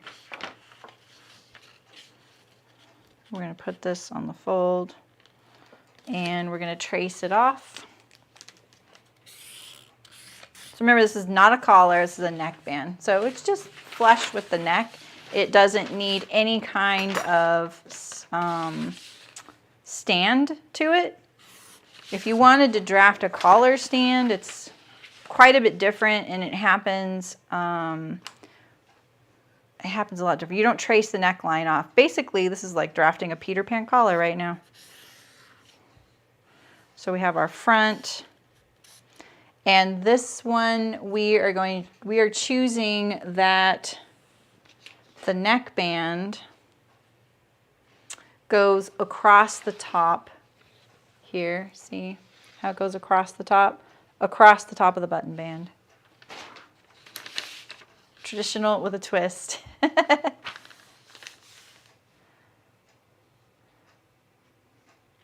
Right, Terry? Yeah.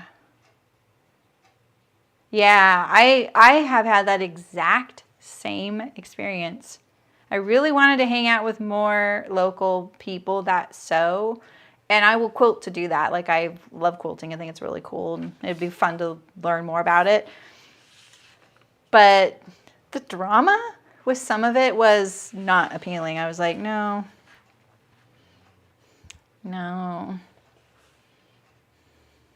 Yeah, that's nice, Blue Magella. That's cool. All right, let me think about this. This is my center front, and my placket came out to here. Wait, I want to put my center front. Right, so it went to here. And so my neckband needs to go to this here, right? Plus seam allowance, plus the round seam. So we're gonna draw our parallel.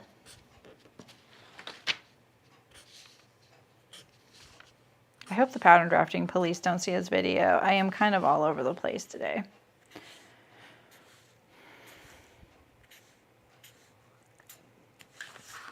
All right, so now I have, well, that's actually not quite right because I have a seam allowance here, so I didn't take that into consideration. So right now my neckband is only 3/4 of an inch wide. I'm going to sew this with a 1/4 inch seam allowance, so I'm going to add a 1/4 inch to make the band correct width, and then a 1/4 inch for seam allowance. So I'm going to add a 1/2 inch to this, and that'll be my pattern piece. We'll cut one for the top and one for the under. There's no need to make this so that it's like an under collar. You don't need to trim or do anything like that. Like this, and then we're going to add a 1/4 inch seam here, like that. And then we could use a shoulder notch here. We don't need it here, we just need it where it joins the garment. And then that's our neckband. So to be really clear, there's a 1/4 inch seam allowance here and here. Just ignore this first line. And so it's 1 inch wide.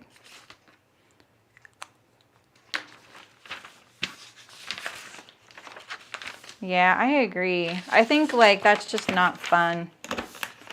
The local people I know, they're really awesome. They're actually a really great bunch of women and have been like hanging out for a long time, you know.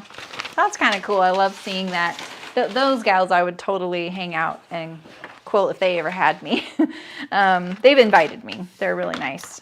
But it's the guild thing that I get really nervous about. I used to belong to my local fiber guild, which was really cool. There was no drama there. They were really chill. Like, there were a lot of great people in that guild. And they dealt with weaving and knitting. Sewing would be totally acceptable to them, but they focused mostly on fiber art. So spinning, weaving, knitting, crocheting, anything like that. Sometimes they would have like, you know, I think it was kumihomo bracelet making, where they had this like, someone would come and teach them something. It was really cool. They're still really cool. I shouldn't say was. They're still around. Yeah, that's cool, Terry. I mean, you can kind of get into anything if the crowd is great, right? Like, that's what I would like. Maybe I should start something. I don't want to start something. No, I don't want to start something because I have done that, and I just felt like over time, all I was doing was managing a group, and I don't want to do that. I just want to come and have fun, you know? So, and I got pushed out of that group. The group I started, I got pushed out of that group. So it kind of left a bad taste in my mouth. And all it was a free knitting group at the library. And it was really great, but people started getting a little bit upset because I could tell they were like, well, I don't like this person that shows up. And it's like, well, whatever, you don't have to come. You know, it's a free group and all are welcome here.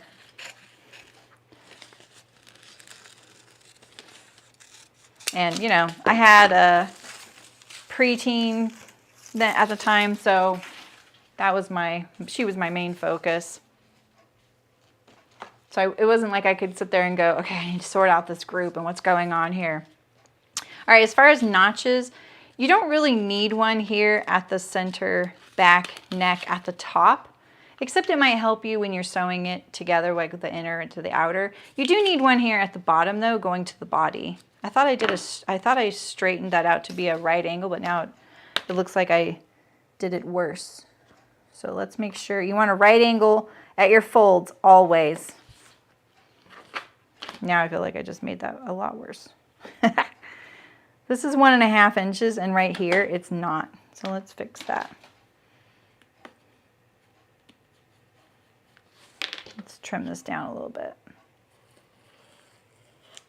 It's a first pattern. Group dynamics can be challenging. Yeah.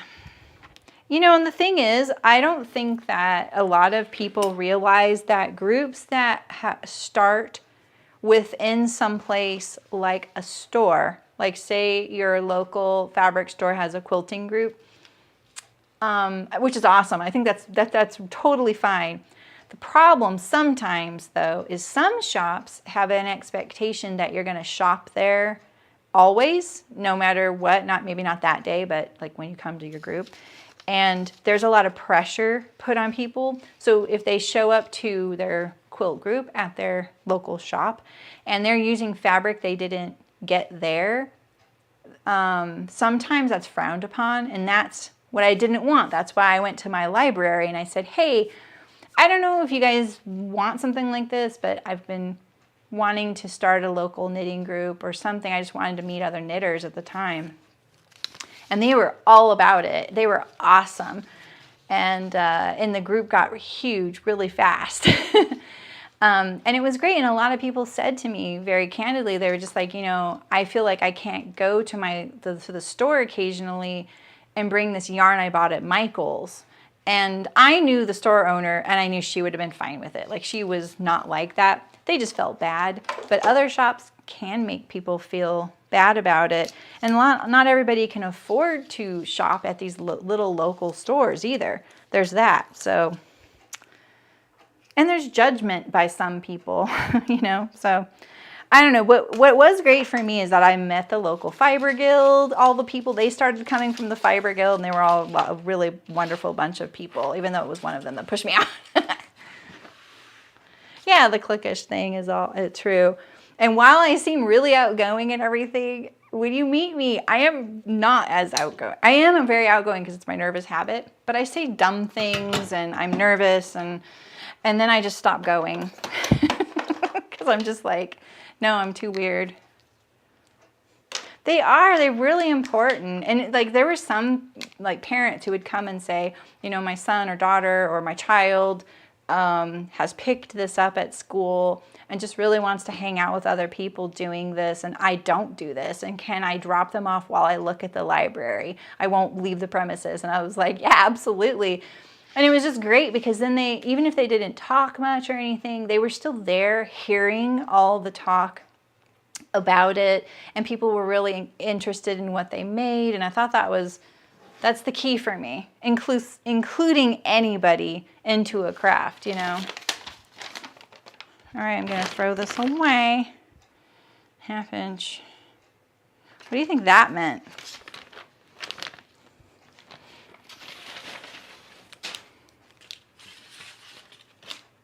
Okay. Let's look at our top here. So we have our fronts, we have our back. Oh, I'm gonna use a little sleeve. That's why we kept the armhole of the sloper. It's right here. I put it here. Here's my sleeve. This sleeve right here is a little bit like it's a sleeve. You're definitely not shy. I love it. Yeah, Terry, right? Exactly. Yeah, exactly, Amy. Yeah, that's actually one of the reasons why I did it. And what was cool too was that we were in 4-H at the time, and they have a room you can borrow if you get on their like room list. And so sometimes we could be in this big room, which was really cool. We could have like food and stuff in there like once a year, you know, like a holiday thing, like our own little holiday or something. You're shy and not pushy. And Julie's like, I'm definitely not shy. Sometimes it also takes like, you know, 6 times for someone to even say something. You got to create the right environment to allow that. We ended up getting so big and kind of noisy, they had to put us in their employee lounge. And we weren't noisy in like a raucous way. It was just a lot of like low hum chatter, you know, for the library. Okay, we have our neckband, we have our front, we have our back. There's not a lot of pattern pieces with this because it's all with those tucks. Here's my fabric. I feel like this fabric right here is gonna be hard to stay accurate. I am still nervous about my fabric choice. What do you guys think? Like I have this white linen.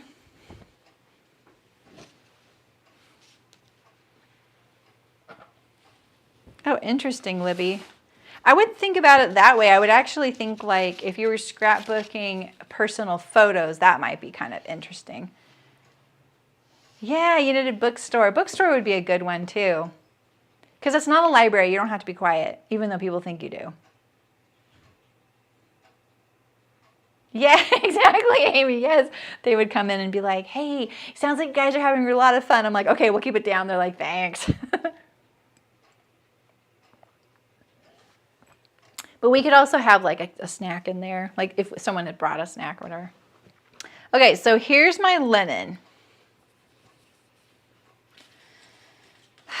This is crisper than this. This is much thinner. I feel like being accurate with this will be harder. That's cool, Terry. Did you have to schlep a lot of stuff to do that? Not this winter, no. All right, so my other options, I just don't have many options, you guys. Oh, I have this. Okay, wait a minute. I forgot about this fabric. This actually could be a really good solution. Okay, can you see that it has a texture, as a chevron texture, but it's tighter woven. This could work. I don't think like this texture fabric necessarily goes with the aesthetic, but it doesn't really matter. You won't see it very well. So you don't get kicked out, exactly. I have this fabric, which I am eager to use, but you won't be able to see the tucks. That's true, Andrea. I could. I do have starch. I kind of finally learned how to use that last year. Starch is a good idea. I like that. Could do starch to sew it. I have this fabric that Heart sent me for a project, and I just told them, like, they were really kind, and they were like, we know you've wanted to sew this one pattern, but we're not going to be able to carry that pattern anymore. So here, you can still sew it. And I was like, no. Don't just give me fabric. We'll do a project with it. But they were like, no, really. So I have this. It's like a, it's pretty crisp, but it is thin. It's also olive green. I'm not sure, Amy. I wondered that too. It actually might be helpful because they are in rows. It's really hard to see, but gosh. I'm trying to make a shadow so you could see it. It's going to be hard to do it.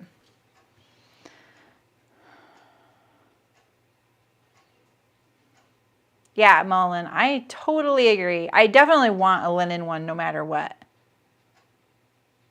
I'm just wondering if that ruffle is going to be a problem with this linen because it's a little heavier. It does have nice drape though.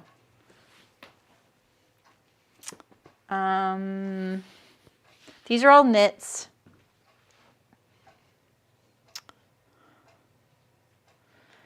I have this purple as well.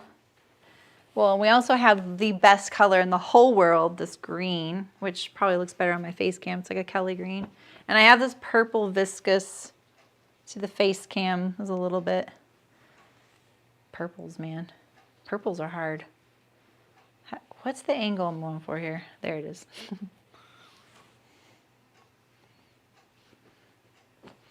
Always drawn. Yeah, I'm always drawn to fat little prints. Like micro prints are one of my favorite things. Yeah, right, Amy, I know. It is a little bit harder because it really shows. It's quite the array. Oh yeah, here's the paper. This is Heart's Fine Cotton in Loden color. It's one of their basics. I'm definitely making some white linen shirts this year, like whether you guys are there or not, because I need them really badly. Should put this over here near to the light. I know, that's what I'm thinking too. You wouldn't see the tucks very well. And I think this could be something else really great.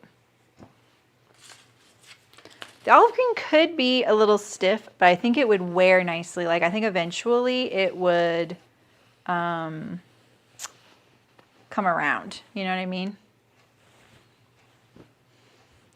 That's funny because this is not, like I like this color, but I think from what I learned is that it's really good on me, except right now I'm bright red.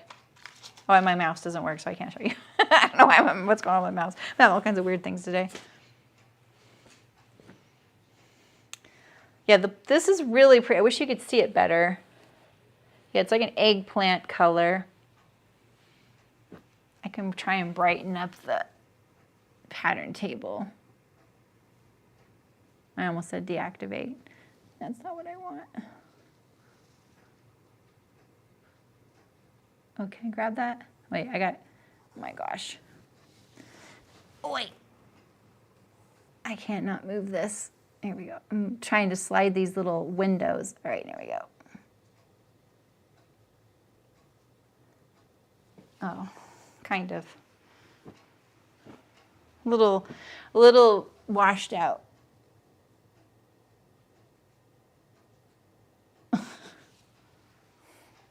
Okay, Andrea, thanks for coming by and chatting with us.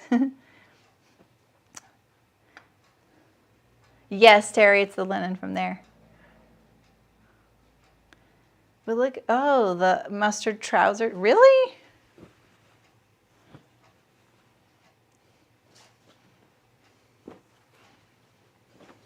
Linen. This is a tighter linen, not thin, but tighter linen than, and smoother than this. This is using, how many linen kinds are there, right? So this right here would be probably the same weight as the white, but the threads they use to weave it are smaller than this. This has more texture. The white has more texture. This is viscose linen noil, so it has a lot of drape. It has that kind of slubby texture. Oh, sorry, the lighting's really terrible. This is, you know, see-through open weave linen. I really don't know what to do. I feel like the tucks in this would really soften this color in a way.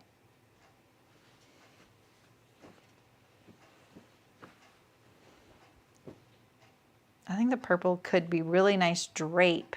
It'd be very drapey. Oh yeah, the purple would look good with mustard too. I could see that. One of each. Yeah, I mean, white's classic, right? We're definitely going to make a white one at some point. Maybe I could make my sample in one of these. My favorite color right now. Mustard pants don't go with this. All right, I'll think about it.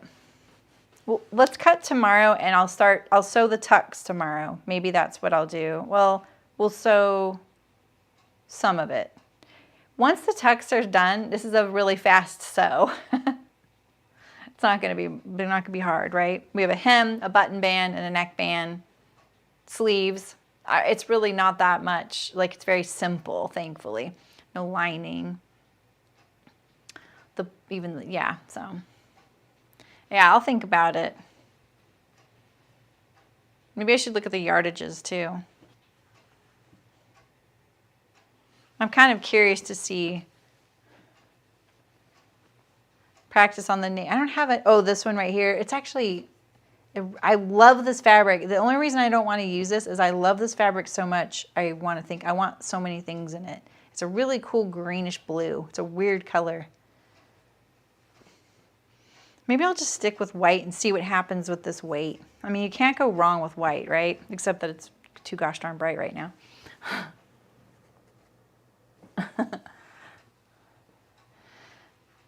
All right, I'll think about it. We'll cut tomorrow.